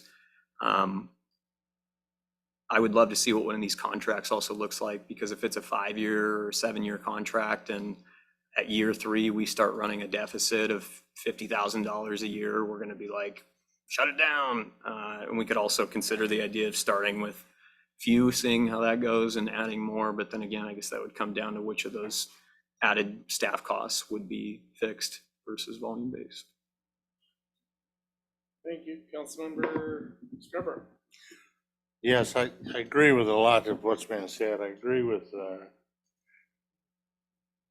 Councilman Gamble, your comments, Jake's comments. I don't think I have a problem with speed cameras in school zones. I don't like the red light cameras particularly. Because like you said, you can have a prejudice built up on that. And everything else that's been said about it having to stick with it for 7 years because that's a contract, and having it cost us money after 3 or 4. Do we want to be in a position? Do we want to put ourselves in a position of that? We might want to think about that. Everything else is very enlightening on our discussion, and I appreciate it also. Thank you, Councilmember Fisher. Curfew. My kids better be home and in bed. I don't really understand the whole I'm for speed and not red light. I don't understand that. Somebody in a crosswalk runs a red light. Like, I don't understand the difference between the two. But a traffic infraction, driving unsafe, is a traffic infraction, and driving unsafe. So I'm having a hard time with that. We keep talking about funding. So if that net went to negative 58 grand, I think that we just got some really cheap cops out there on the streets, even if it's costing us money. So again, even if we go below and ends up costing us money, it's a lot less than hiring 4 or 5 cops with 3 school zone and 2 anywhere cameras. So the number doesn't scare me a whole lot, even if it does go down. Then we don't have to give 25% to the state, so that's kind of cool. And then I was wondering, with the variable speed, can we do, so at 430 on Main Street, it switches from 20 to 25. And then to make things more confusing, I think on Kelsey, it changes to 25 at 4.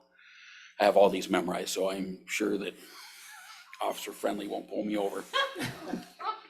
And are we able to adjust those things, like for time of day even? Yeah, I'm not exactly sure about that minute detail. I'm not sure what the state law says, but I can definitely check in on that. Okay. Thank you. Councilmember Fisher, I believe you could set your iPhone to tell you when you're in that zone to slow down. Well, I can, and my phone's a little bit more advanced because it's an Android. So I know. Councilmember Gamble, your flag's waving. Do you have anything further to say? I'll just back you up on that one. I don't get I mean, for me, a red light is in a lot of cases worse, personally. And it's, breaking the law is breaking the law. So that's kind of my thing. And it's a lot more, it's a lot more dangerous because you've got traffic like this, and if someone's, I don't know if you ever saw that, what was it, Starman, green light go, yellow light go very, very fast. Yeah, that's what yes, exactly. We have that happen a lot, and it's, I mean, I've seen some a lot of near misses on Highway 2, so I don't know. And we did not see the decrease. That's why I'm really interested in the data to show resident, non-resident, because we have a lot of people that pass through here that don't care, don't come back. Okay, Councilmember Scarborough, and then Councilmember Walker. Well, I agree with what you said about red lights being dangerous as going too fast. But I look at the signals that we're talking about around town, and I can't think of a whole lot of them where I see people running the red lights. Where I see yellow go faster is Highway 2. You know, and we're not talking about putting our cameras on Highway 2, I don't think, because it's federal. We had them on Highway 2. Well, that's where they were before. Then if that's going to be the clarification, then we talk about that. I mean, I think of the area between Frylands Boulevard and Hospital Road now, that we reduced the speed limit because somebody didn't like the idea that while they were riding their bike, they didn't like the speed. It was too fast. And I've driven this, I was driving it yesterday or the day before, and I looked and I said, there's nothing next to the Highway 2 between Frylands and Hospital Road but bushes. And we changed the speed limit to accommodate one person. And then we changed it from Hospital Road to Fred Meyer, or short of Fred Meyer, right at the 522 overpass, for the same reason, because somebody didn't like the fact that traffic was going too fast while they were riding their bike along there off the white line. So instead of taking their bike and going through town and not worrying about it. So I think I wasn't smart enough at that time to think about that. I've thought about it ever since I made that vote, and I wish I had that vote to get back because I'd change it. Because it didn't do anything. But as far as running red lights, it's dangerous. I did have a presentation from a sheriff over in Spokane one time, and he said, don't cross that street. He said the speed limit sign is merely a suggestion. Well, if we want to stop that, then maybe we need to coordinate with the federal and see if it's okay for us to put those lights out there. I don't know.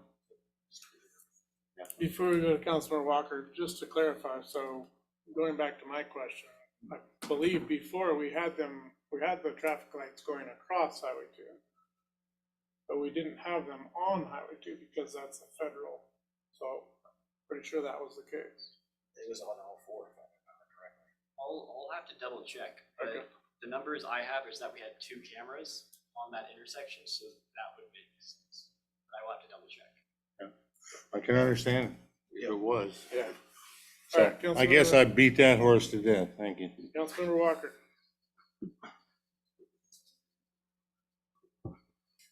Councilmember Fisher, I just wanted to say I completely agree with you. If I think it was my way, I think these cameras are a brilliant idea. I think when it comes to the privacy issue, let's not forget that a lot of the traffic data that governments use come from people's data that they consent to give up to your phone, your carrier, or it's GM, you name it.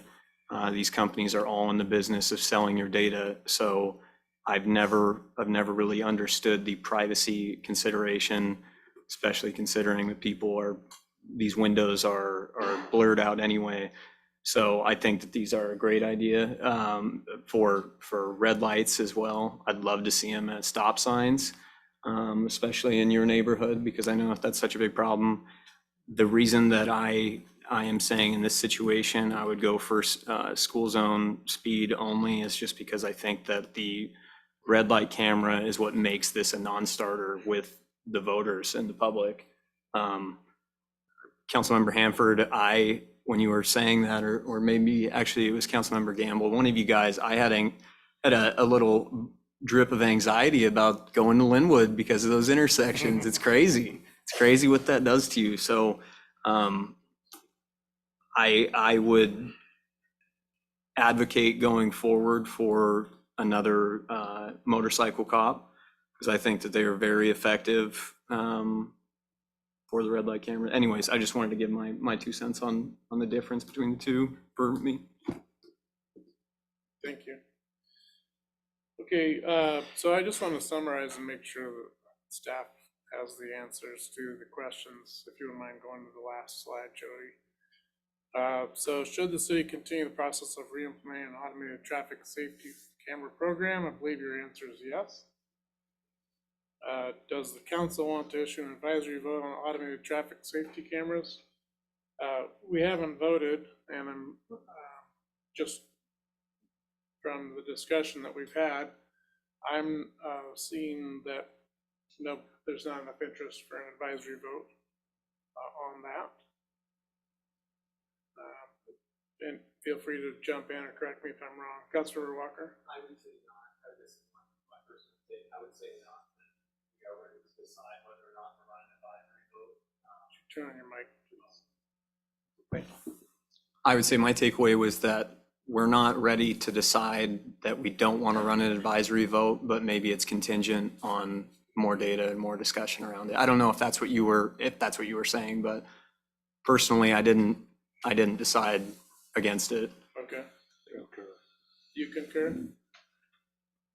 Okay. So then that sounds correct. As far as the timeline that's laid out there, I believe the action was needed by the end of this month if we were going to put it on the ballot. Yes, if it's on the general election ballot pursuant to the ordinance, it would have to be general election. Right. That's for 2024. So Correct. we could choose to get additional information and come back and reconsider it. Correct. So is it possible that the information that's being asked for can be brought back next week, or is that too soon? Okay. So then the 30th is the last opportunity. Does that work? Is there enough time to do that? I think the other question that came up too was whether or not there was any interest in going on advisory about this November, if there was also going to be park maintenance and safety. Right. Right. Councilmember Walker? That's a great point, and I would say, with that being said, I'm against running it in November. So. Okay, and you're against it. I don't want an advisory vote. Okay, so then the answer to that, I'm against it. yeah, the answer to that question then is, And just to recap, because I don't want that to affect the perception of the parks. Yeah. correct, yeah. So then the council does not want to issue an advisory vote, at least this coming year. Liam? Yeah. And then the next question, does the council want to repeal the ordinance requiring the advisory vote? I've heard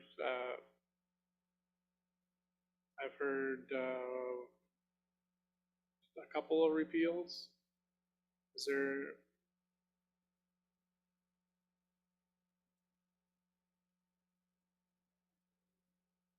You're for review, okay. And Councilmember Walker, what are your thoughts on this? On the repealing? Undecided? Do you have an opinion or? Yep, Councilmember Walker, sorry. Okay. I'd still like to see that other data and kind of narrow down how So- practical it'd be. So then, yeah, the answer to that question is no, we're not ready to repeal that this time. So then the next question, the locations, what locations should be identified for further study and possible camera replacement? Do you feel that you have the answer to your questions on that? I think what we heard was that there are some additional information that council is wanting before there could be more discussion about what camera placement. So the questions that I think I heard, and Leanne, you can jump in at the end if you heard something different, was Councilmember Gamble asked for resident versus non-resident. My microphone. Councilmember Gamble asked for resident versus non-resident information. Councilmember Fisher asked what data was required to place cameras, areas to protect pedestrians. That was Councilmember Scarborough.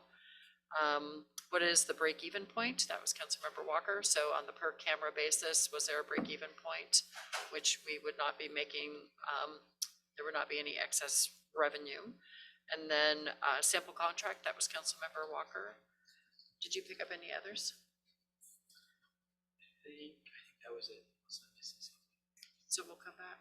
Yeah, one, before Councilmember Fisher goes, we received an email from the neighbors over near your home about people cutting off 203 to go through town and head by your home.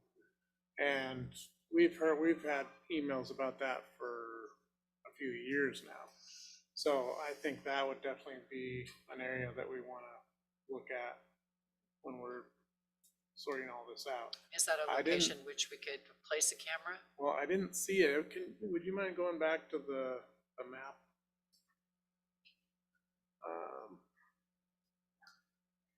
It's the crash data that we're looking for. Yeah. There you go. There are a couple of locations, it's hard to see on that map, but there are a couple of locations that are to the south of Powell. That's the key one, is that large area that's south of Powell. So that would be my thought. Councilmember Fisher. We're gonna go back on this repeal thing here real quick. So I'm in favor of repealing it. And not, I mean, if we're going to not repeal it, then I think it needs to be on the ballot this time. I'm not interested in paying another $10,000 to have it put on a different ballot. I think that's irresponsible. So I would be all for just making a decision whether or not we're going to repeal it and then just get this thing going. And just because we repeal it doesn't mean that we're going to automatically get cameras. We're still going to have these long discussions and we can still say no or yes. And instead of having a repeal, people are more than welcome to give comment, email, or come to the meeting to persuade us one way or the other. So I was just concerned that this was going to stretch this thing out into 2025. And I just don't think that there's a reason to have to do that and pay more money to get on the ballot. Okay. Councilmember Beaumont. I concur, and we are hearing about this as a problem in the community. And I mean, we stopped the camera program, in January of 2011, for organizations started a position to repeal the camera ordinance. So I feel like it's been a good long time since we've had this in the community, and I do think that the public sentiment is such that people are very concerned about speeding, about pedestrian safety, all of that. I completely agree with Councilmember Fisher. I don't want this to wait another year. I don't think that's wise. I think we need to start acting now. And I agree that a lot of discussion needs to take place. But if it's not going to be repealed, I agree we need to get it on the ballot. Thank you. Okay, so the quandary I'm in is, without taking a vote, I've heard a majority of people, I've heard of the minority of people wanting to repeal it, and like immediately, and the majority have not stated that. So, Councilmember Fulcher? Councilmember Gamble, are you a serious no repealing? You were out in the other room. I already stated, I'm on the record on that already. Okay. All right, well, so we I just think need you two guys to make up someone their just needs minds to make then. up- Well, no, or just someone just needs to Yeah, so at this point, if you want to repeal it tonight, somebody needs to make a motion, it needs to be seconded, and then we can have any further discussion, and then we can take a vote. Councilmember Walker was first, and then Councilmember Fisher. I would just say to the minority right now, I would prefer that we didn't take a vote on a decision on it tonight, because I still might be for it personally, and if that could be a fourth vote, I don't know if that's worth your consideration. I don't know that it's that big of a difference functionally if we made that same vote at the next business meeting. But I think at least symbolically tonight, if we were to vote on it and it goes down, I don't know that it's likely to be brought up again as though it would if we just didn't vote on it tonight. My consideration was that the data and the follow-up information that Liam might get us would help kind of establish or draw out a calculus of, does this data justify us undoing this? If we're not even certain of that yet, I'm not really ready to overrule that prior decision by the residents. I do think sentiments probably change, but to me, that calculus is important before making a decision to repeal it. Thank you, Councilmember Fisher. Do we have time to vote on it next week? We need to check in. I need to make sure that we don't require an ordinance to repeal an ordinance. Yes. We can just make the motion to repeal an ordinance. Zach is available. Yeah, Zach. Good evening, Zach. Never mind. We knew we would be calling on you at some point. I'm sorry, could you repeat the question? Do we need to do anything specific in order for the council to make a motion to repeal an ordinance? Is there anything special required, or can they just make the motion? The council actually needs to have an ordinance that repeals the actual ordinance under issue. My understanding was that the conversation on the dais was whether or not to bring an ordinance back for that sort of consideration. But in order to actually repeal the existing ordinance from 2012, you would need to have an ordinance that effectuates that. And there is not one, I don't believe, prepared at this point. So correct me if I'm wrong, Zach, but we just need 2 council members to ask for that ordinance to be brought back next week. Correct, and that can be done on consensus as well. At our next business meeting. Correct. Okay. So Councilmember Fisher, you still have the floor. With that being said, is there anything, Zach, that changes when in the ordinance it says that it was going to be repealed if we won the case against the state? Do we still have to have an ordinance to cancel the ordinance? I believe so, yes. Anything like that, anything that was effectuated by an ordinance would need to be formally repealed by an ordinance. As I've discussed with staff, my understanding is that it actually did occur in the wake of the Court of Appeals ruling in the city's favor in approximately 2013, but the city's review of its records indicated that that was not so. But having lived through that period myself and having represented the city in court during that matter, I can attest that was at least the city council's intent at that time. Okay, thank you. And then where are we at for timelines for the next business meeting? That would be the 23rd, July 23rd. And we would be okay to repeal or not repeal? We would be okay to vote on that? And if something happens, we would have enough time to put it on a ballot? Traditionally, you have 2 readings of an ordinance, Mhm. but you could waive your second. Okay. And then, yes, you could put it on the ballot. So if it didn't get repealed, staff would still have time to get that on the ballot this year? You would. If we chose to do that? Okay. Yes, the deadline is August 6th to have your ordinance and your ballot measure, so all of that would be a heavy lift, but it can be done. Okay, sorry about that. If they wanted to have 2 readings. They could have it back on the 23rd. July 23rd is their business meeting, their regular business meeting. They could put it on as an ordinance and repeal it, waive their 2 readings, and then we would have it then ready for the ballot in August 6th. Yeah, you still have to have the ballot measure. Yeah, exactly. You'd have to have both on the 23rd. Thank you. So I'm not hearing, going back to what we originally talked about, majority of us have stated that we weren't interested in the advisory vote, but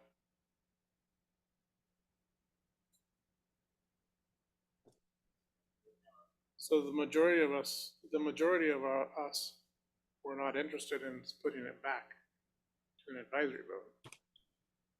So this all may be mute, but Exactly. yeah, But you'll have your opportunity to discuss and Yeah. vote, and then you'll have a motion. yeah, And then you don't need to count noses. yeah.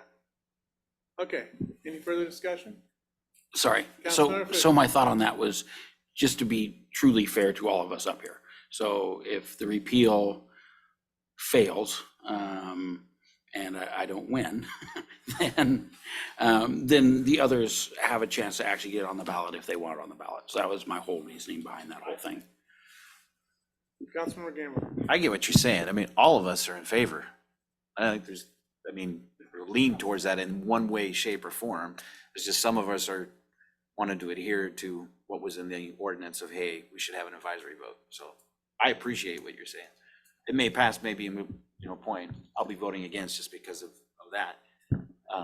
But I want them, so I would be going, yeah. I'm just gonna Nancy Kerrigan. Okay, any further discussion on this? Yes. Yes, we staff, have what you we have what need. you need? Councilor Fulcher.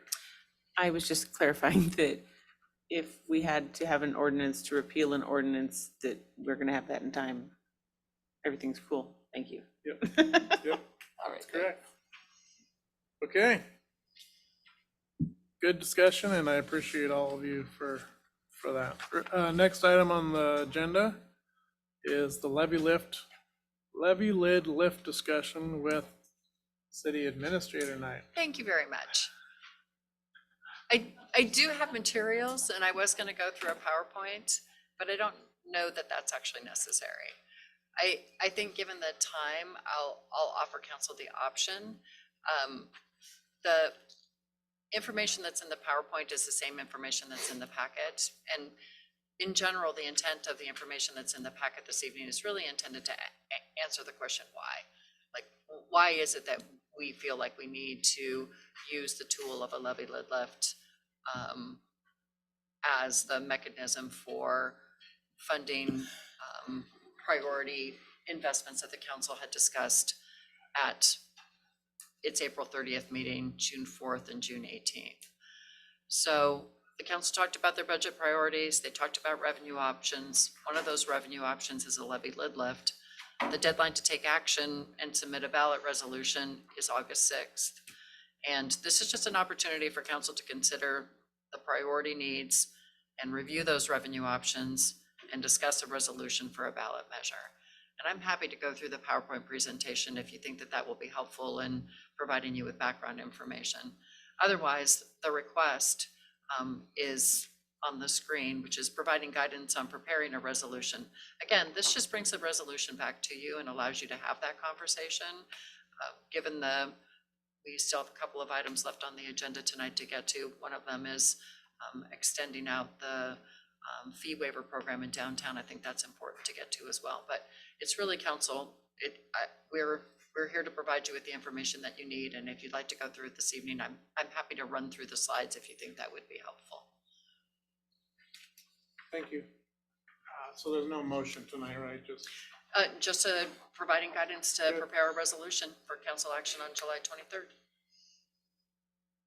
So Councilmember Gamble was first. Yeah. And then Fulcher and then Walker. So remind me, I'm trying to remember, where were we at with the Parks Benefit District? So we worked with the rest of the district to pass a levy measure back in 2018. I'm trying to remember what year that was exactly. Mhm. And it passed in Monroe and failed in the county. I'm trying to remember what was the, because that was 2018. It's 2018. No, I know, I was trying to remember what the pass, it was pretty close. In I have a Monroe, hard in time- Monroe, it actually passed by a significant margin. Yeah, no, It was in the county where it failed, and because they had more people than we do in Monroe, it failed overall, but not by very much. I It was just have very a hard narrow margin. time with the citizens of Monroe bearing all the costs for the parks when there's a significant usage from the county. There's a piece of me that just wonders, should we explore that? It's been a while. I don't know. That's where my head's at. I struggle with that. So I'm just throwing that out there as a part of the discussion. No, it's been a struggle for me in every community that I've worked in, which is why we were looking for another tool in that toolbox and just couldn't get it through the legislature. It's unfortunate, it really is. I wish there were more options for us. Okay, Councilmember Fulcher? Same. I think you were gone when I had brought up the same thing, that it's frustrating beyond measure that those who use the park aren't paying. Anyway, but that being said, I do believe that our Parks Department needs a whole lot of money for a lot of things that need to happen, including a lot of people. And so I would like us to see preparing a resolution for action to place it on the ballot measure. Thank you. Councilmember Walker?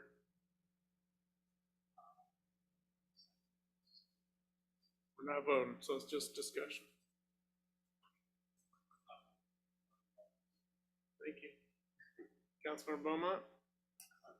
Thank you very much. I agree. I think that we did talk about this at length about, the increase in our staffing to keep these fields up and having a lot of sports teams and others use our facilities, and we're bearing the brunt of that cost. That's really something we all need to just keep in mind and keep working toward. I also want to make sure as we go into this discussion, when Mike and Ben were presenting, I think 2 weeks ago, I wasn't aware, or maybe we had to ask about it, that the park staff was cut back. And this is to bring staffing back up to the previous level. And I think that's really important to let the public know that this is not, hey, we're just willy-nilly adding employees to our park staff, that we've been operating at a deficit for many, many years and doing a great job of it. But we need to get back up to our levels from years ago. And I think if the public knows that, it's really going to help. And we've done a great job of maintaining everything. But to me, that's a super critical piece to include in everything that's going out about this levy lift. Thank you. And thank you. And I'll just add to that I completely agree, and that's my thoughts on it as well. And that we need to have a good write-up. I do also concur with Councilmember Gamble's frustration. We talked about that too. So, any further comments? Feel you have what you need? I do. We'll be back. Thank you. Thank you. Councilmember Walker? Would this need 50 plus 1 to pass? Yes. All right, thank you. Thank you. Okay, the next item on the agenda is new business, ordinance number 004, 2024 downtown fee waiver program extension with Lance Bailey. Thank you much. Thank you, Mayor Pro Tem and members of the council. I'll try to keep mine as brief as possible as well. Before you tonight is a first reading of ordinance to extend the downtown fee waiver program. Just a little bit of background. It was initially created in 2015, and the way the approval was written is that we come back every year so that council can consider. And so we're back to extend. The current ordinance expires on August 2nd. And so we are here to make the consideration and to update the ordinance to extend it for 1 year. I did include in the staff report or the agenda report, there's a listing for the amount of fee waivers that have been in this program each year. And just to understand that the fees are a list of land use and building permit. The largest portion of the fees over the years have been building permits. And the original adoption of this was to incentivize both new development in downtown as well as revitalization of existing buildings. So there's brand new development that gets the waiver, as well as any tenant improvements that business owners or building owners are doing in downtown as well. Just to give you a little brief snapshot of where we are. Last year, the program had a total of about $28,000 in fee waivers, and to date this year, we're about at $7,000. And over the course of the whole program, it's been a total of $321,000. Over half of that was all in 1 year when the project to build River's Edge came in, so they were waivers. So that constitutes over half of that $312,000. And with that, I will conclude my presentation unless we have questions. Thank you. Okay, questions, Councilmember Fisher? Man, I feel like Jake tonight. I'm talking so much. So is this working? I think that it is. Okay.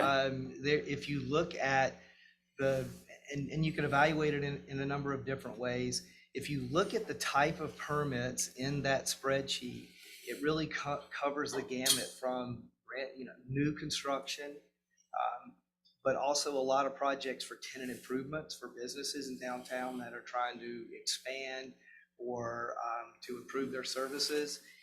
And so there's a wide range of, so it's not being used by any one type of business. And there have been building improvements that have been included in those projects. So I think that it is working.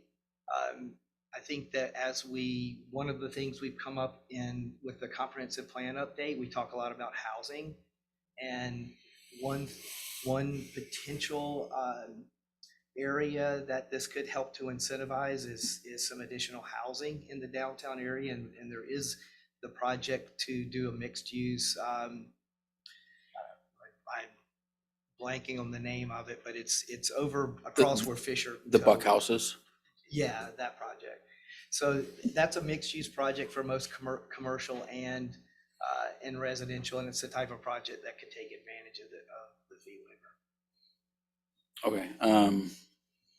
And I guess I would add also that this has been supported by EDAB as a tool that the city can use to help incentivize and provide additional help for some of those projects in downtown.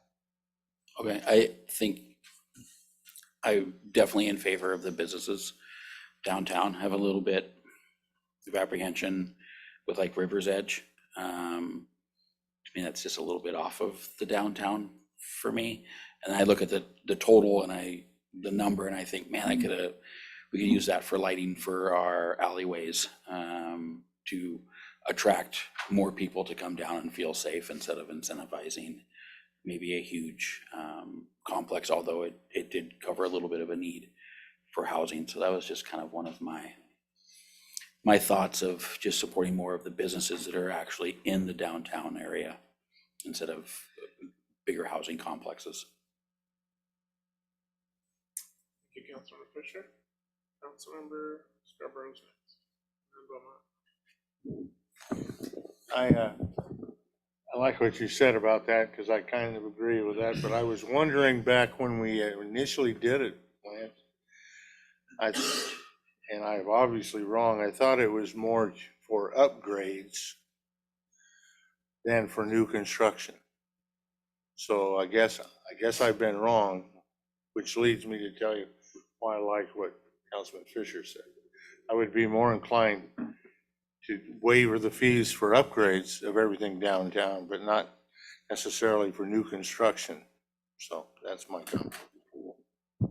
Thank you, Councilmember Beaumont. Thank you. It's Riverside Edge, by the way, the Buck House project down there. Thank you for your presentation. I do have a couple of questions. Are other cities doing this? There are a lot of cities that have designated historic downtowns, have programs for certain types of projects that are exempt from fees. A lot of, they're probably to Councilmember Scarborough and Fisher's point, that those kind of exemptions are typically for existing building improvements. But there are other cities that do similar things.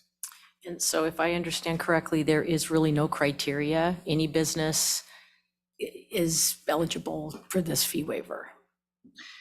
The types of businesses there's a list. Not all fees are eligible for the waiver. There's a list in the agenda report of the type of permits that are eligible and some that are not. Okay. So it's a mix, and we can look at that list. Some of the things that are not eligible are impact fees. So transportation, park, and school impact fees are not eligible for the waiver. And in any other, the fire district fees, as well as any of the state fees as well. So this is really intended to bring businesses in and make it hospitable for them. Yeah. Okay. Yeah, I think that Councilmember Fisher asked a really good question. Do you think it's working, and do you see continuing this? You know, I mean, it's a lot of money. And so this is why I'm asking if you think that this is a viable plan, if you think fine tuning it might be, you know, do all these businesses really need it? Or is it just sort of a blanket, come on in, we want you here, we want to support you? I think it's working, and I think support from EDAB has been, you know, helps lead me to that conclusion. The you know, again, if you look at the type of applications that have been waived, the vast majority of them are upgrades to existing building. And you know, I mentioned the River's Edge because it was, when you look at the numbers, it skews them a bit because that was one project that had a very large number. But if you look at the list in the spreadsheet, the majority of those projects are upgrades, mechanical upgrades, and there's a lot of them, and they're usually fairly small. So Riverside Station is the Buckhouse project, excuse me, I said River's Edge, and that's not correct. Riverside Station is the POPA project that's still going, okay. And I see that he had some fees waived, although that project is stalled at this point, not stalled, that's the wrong word, but he's not proceeding, correct? Okay. Okay, thank you very much. Thank you, Councilmember Gamble. The answer is yes. It absolutely has worked. If all you got to do is remember back in time on Main Street, because it was a wraparound. So we did this in conjunction with the streets that were done. So at that particular time, we'd heard for years that many people had ran on, we need to revitalize the downtown, and really nothing had happened. And so it was Councilmember Hanford, remember, it was an all-in effort to, you know, hey, what is going to make us different where people would want to come and start their businesses up? We didn't have all of the businesses downtown. I mean, there were vacancies across the board. Now, we've had some folks turn out, but there's been a lot of remodeling down there. We've got, now you've got, the type, like we had the Armorillo that came in and remodeled everything. You had a lot of different businesses that have moved. We had the Monroe, the restaurant that was down there that remodeled that thing. They've since out. Now we've got a new one, in, but all of that helps that, vitality for the downtown, including Lewis and Main, which used to be Adams. Yeah, it used to be Adams. They took advantage of that and redoing that area. So from my perspective, when I look at, hey, you look at the stuff we did with the downtown, the streets, which was really contentious on the parking side. I think it's turned out, widening it and being able to, some of them, having outdoor seatings for eating and stuff in conjunction with this. And then I would argue that, housing benefits the businesses down there. So while it might not, have been the, it really does. I mean, if it's walkable, we talk about being a walkable downtown. And if you, I mean, that's the whole idea behind mixed use housing in the North Kelsey side, all that type of stuff. So you can't, it works there. It also, works down here. So anyway, I think it's been great. Thank you. Oh, the art was a part of that too. That's what we, art stuff. I move to accept as first reading ordinance number 004/2024, extending for an additional 1-year period the temporary elimination of fees for certain permits associated with development in the downtown area and fixing a time when the same shall become effective.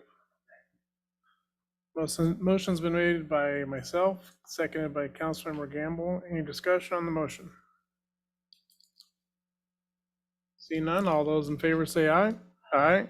Opposed? Motion carries 7-0. Thank you. Thank you. Next item on the agenda is the council member reports, and we'll start with Councilmember Fisher, and I'm just gonna work my way towards me.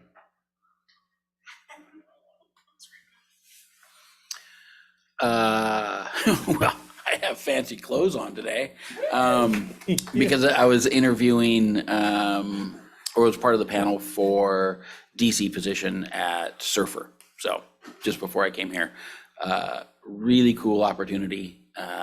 We talk a lot about our police and our parks, which do an amazing job. Don't talk about the fire that much just because they're funded differently. But we, and I think they're, fire. But we're pretty lucky to have such a group of professionals cover our city. The candidates, there were 5 of them. They were all outstanding. They were all intelligent. They all had a very servant attitude. And it was just a really cool opportunity, especially for me. So a little bit of my history is I started as a firefighter in District 7, which is now Surfer. And was hired there, worked there for 1.5 years and quit and went to the city of Auburn. And in my 20s, I was like, man, I want to be a real firefighter. Like, I want to go down to South King County and be busy, fight fire, go on a ton of calls. As I got older, I found out that probably wasn't the best decision because I got tired of being up all night. But Kevin O'Brien, the chief, I worked with down at Auburn. So he was a firefighter down there and then became a captain and a battalion chief. So I had the chance to actually work with him for many years before coming up here. So it was kind of a neat opportunity for me to kind of relive a little bit of the past, see some old faces, and see that the fire service here is really going in a really professional, good direction. That's all I have. Thank you, Councilmember Walker. Nothing to report. Thank you, Councilmember Bowman. Thank you. So I think this is the appropriate time, I hope, and council member reports. I've heard other people do this. I am very, very concerned about the fireworks situation in Monroe. And I think I talked about this when I was first elected too. I've just heard from a whole lot of people, and I live in the Frylands. And so the 2 people that presented tonight at public comment, I can relate to a lot of what they're saying. We've had just, Tenorite bombs going off at 3 a.m., setting off car alarms, rattling windows. My mom told me on the 4th of July night that she and my dad were watching television and a bomb type, device went off and the TV jumped 2 channels. And you can feel it in your chest. I mean, this holiday has really gone past the point of just being a feel-good family event like we remember when we were kids, running around with sparklers and smoke bombs and stuff like that. And it's just, I feel like it's been hijacked by some individuals in the community that don't obey the law. It starts 2-3 days before the 4th and it's still going on. I had a couple kids in the neighborhood. I got home from Ellensburg from spending the holiday with my son and daughter-in-law. And I had 3 kids, probably couldn't have been more than 12 years old, literally setting off firecrackers in a 5-gallon bucket in the middle of my cul-de-sac, which is generally a really peaceful, little cul-de-sac. And, asked them where they got them and did they live there? And no, they didn't. And they would not give me their names. And it was really upsetting. They shouldn't have even had them. And I know we like to celebrate our nation's independence and all of that, but I think we've been hearing from a lot of people that something needs to be done. And I know it's hard to enforce, not pointing any fingers at local law enforcement at all, but something's got to give here. We have people leaving town because they can't be in town in the war zone. So I would like to potentially propose some kind of a study session among council to just talk this over and see if we can potentially, I don't know if it's an advisory vote, to see if we, join the ban. I know this is an unpopular position, I understand that, but I personally feel like something needs to be done and we need to keep our residents safe, protect them, and listen to them. Thank you. Thank you. Councilor Member Bolger. I would support a study session on that. I would love to dive a little deeper on that. So other than that, nothing to report. Thanks. Okay. City Administrator Knight will make it happen. Councilmember Scarborough. I'll concur with my two colleagues here, but I want to take one of the people that talked tonight, and I would like a feedback from the city, and I hate to put you under something to do here, and I'll ask for somebody's support since it'll take two of us. Jane came up and said that the people selling fireworks at the parking lot at the theater and farmers market said that they couldn't park there because, well, for whatever reason. I'm of the opinion that the firework people got a permit to have their booth there should have been sharing whatever parking lot they were in, and they had no right to tell that woman and her kid that they couldn't park there. And I think that the city needs to find out if in fact that company did that, and if so, they might be stopped from selling fireworks in our city in the future. That one, these hit home because I went out the day after at my house. I mean, the firecrackers, the firing and the boom started well early on the 4th. Actually, they started on the 3rd. They started early on the 4th. They went all the way through midnight and past. And then there was some the next morning. And then I drove around the neighborhood and there was stuff all over the streets. There were tubes set up in people's lawns, one right across the street to be exact, to shoot off these big fireworks. So maybe there's got to be a limit to what can be shot in the city. What size of explosions we are going to accept. But the one that, if this is true about the people selling fireworks telling these people they couldn't park in the parking lot, I don't think is it the theater that gives permission for them to park there? Then we need to talk to the theater about what those people are doing. I yield. So, thank you. So You're yeah, next. it's private property and maybe somebody from staff can reach out to the theater and just let them know what happened. Councilmember Gable. Yeah, I was gonna just do an Ed Davis, but. But I got you started. No, this is one of those ones, I'm always open to discussing it. But I just ask that we let data guide the discussion on this because I don't like them.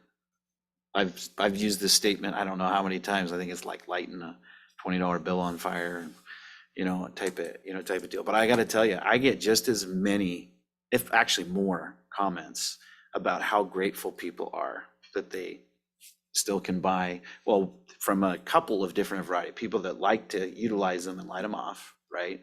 And there's a lot of neighborhoods that now get together and they do it together and they have their stuff. And then, obviously the 501c3, there's a benefit to a lot of groups that sell them.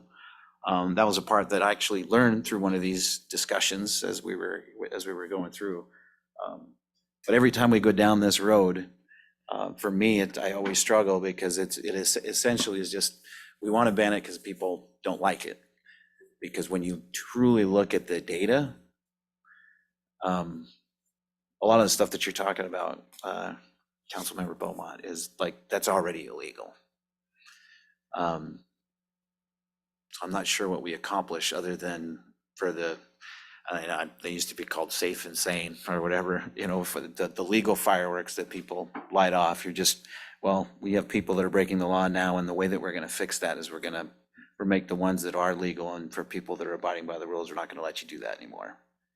As opposed to going after the already illegal activity. And then when we look at the data, which I'm sure we'll get, I know it's gonna come back, I mean, there is a whole host of cities that have banned. And when you dive into the number of reports and the utilization, it's just hard when we've got all of the reservations around that cell this close. It comes back. So for me, I'd rather police it, and then we still have and just really, I think we've done a good job of communicating, and I think that we've had, well, we'll get to see the data. Like one house. I mean, I want 0 houses, just to be clear.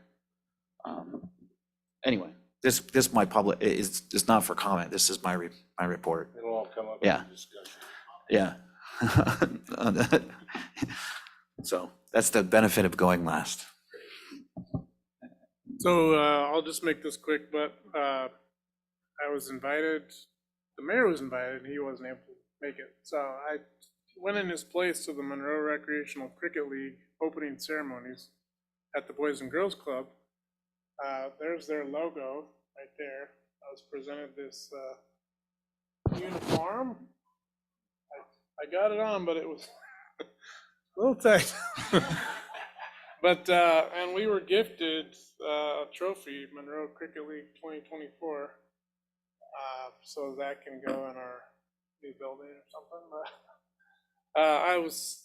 it was an amazing time. There were 16 teams. They started out 3 years ago with 8 teams, and they were playing just at Lake Ty. And it's funny because I've seen them play there before. And then last year they went to 9 teams.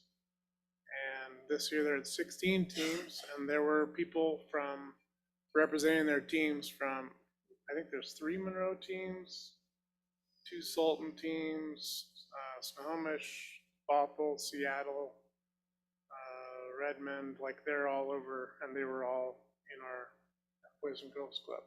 So I got to welcome them to the city, and so they use Lake Ty Park, and they use Park Place Middle too. And so they were thankful for that as well. So yeah, that was really cool.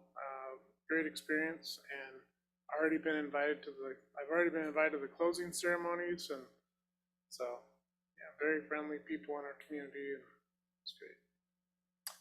The other thing on my list, I will be absent the meeting next week. So please let that show. Okay. No, I'm not making any motions to extend past 10. The next item on the agenda is staff department reports. Mr. Farrell. I'll take it. So quickly, so your report's in your packet, and then a couple things that aren't in the packet is our new Sky River pickleball courts. We should be finishing that up this week. And so we'll have a ribbon cutting to follow that. Later this month, hopefully finished by the end of the month, will be our existing tennis, pickleball, basketball court at Lake Ty. Will be resurfaced and refinished and hopefully open by then. Our Blueberry playground project did get delayed. We're missing some pieces. Those should be shipped from the manufacturer, but that should finish up at the end of this month. Super. Thank you. Next item on the agenda is city administrator report. All right. Extended agenda. Extended agenda. So looking forward to next week on July 16th. Under new business, we'll have for the, oh no, I'm sorry, because the Finance and Human Resources Committee meeting, are we looking for a cancellation for that? Great. All right.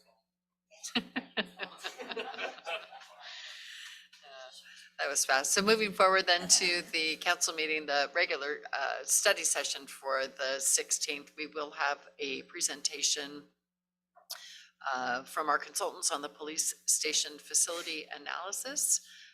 We have discussion items. We have the 2044 draft capital facilities chapter with Kate Turtlelow, the Monroe 2044 draft transportation chapter with Turtlelow and Roberts, and the 2044 draft economic development chapter with me and Patrick Doherty, and then the 2044 draft utilities chapter with Kate, and then emergency housing voucher program report from Rachel Adams.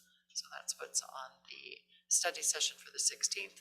For the regular business meeting on the 23rd, we don't have any items for the P3 committee scheduled yet for that meeting. For the regular business meeting, we have items on the consent agenda that includes accounts payable and payroll, meeting minutes, ordinance extending the downtown permit fee waiver, which council took action on tonight for first reading. The Kroger opioid settlement coming back for action, acceptance of a grant authorizing the mayor to sign a contract with the Association of Washington Cities, and then an interlocal agency agreement for fair traffic control with Chief Jolly. We have new business items. We have unfinished business. We have a resolution for the levy lid lift the council asked to bring back this evening.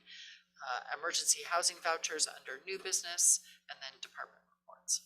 That's what we have moving forward for the next 2 weeks. Thank you. All right. For city administrators report, just a reminder for the July 30th special city council meeting. We do have a form for council to fill out, and we will bring that to you at the next meeting so we can get your meal choices for that special meeting. The Monroe Fair Days Parade, we also have a form provided to us by the Chamber of Commerce, and we're asking again council to fill out those forms and return them to the city clerk by July 30th as well. And then welcoming Greg Thramer, our interim finance director. Greg was with us virtually online today.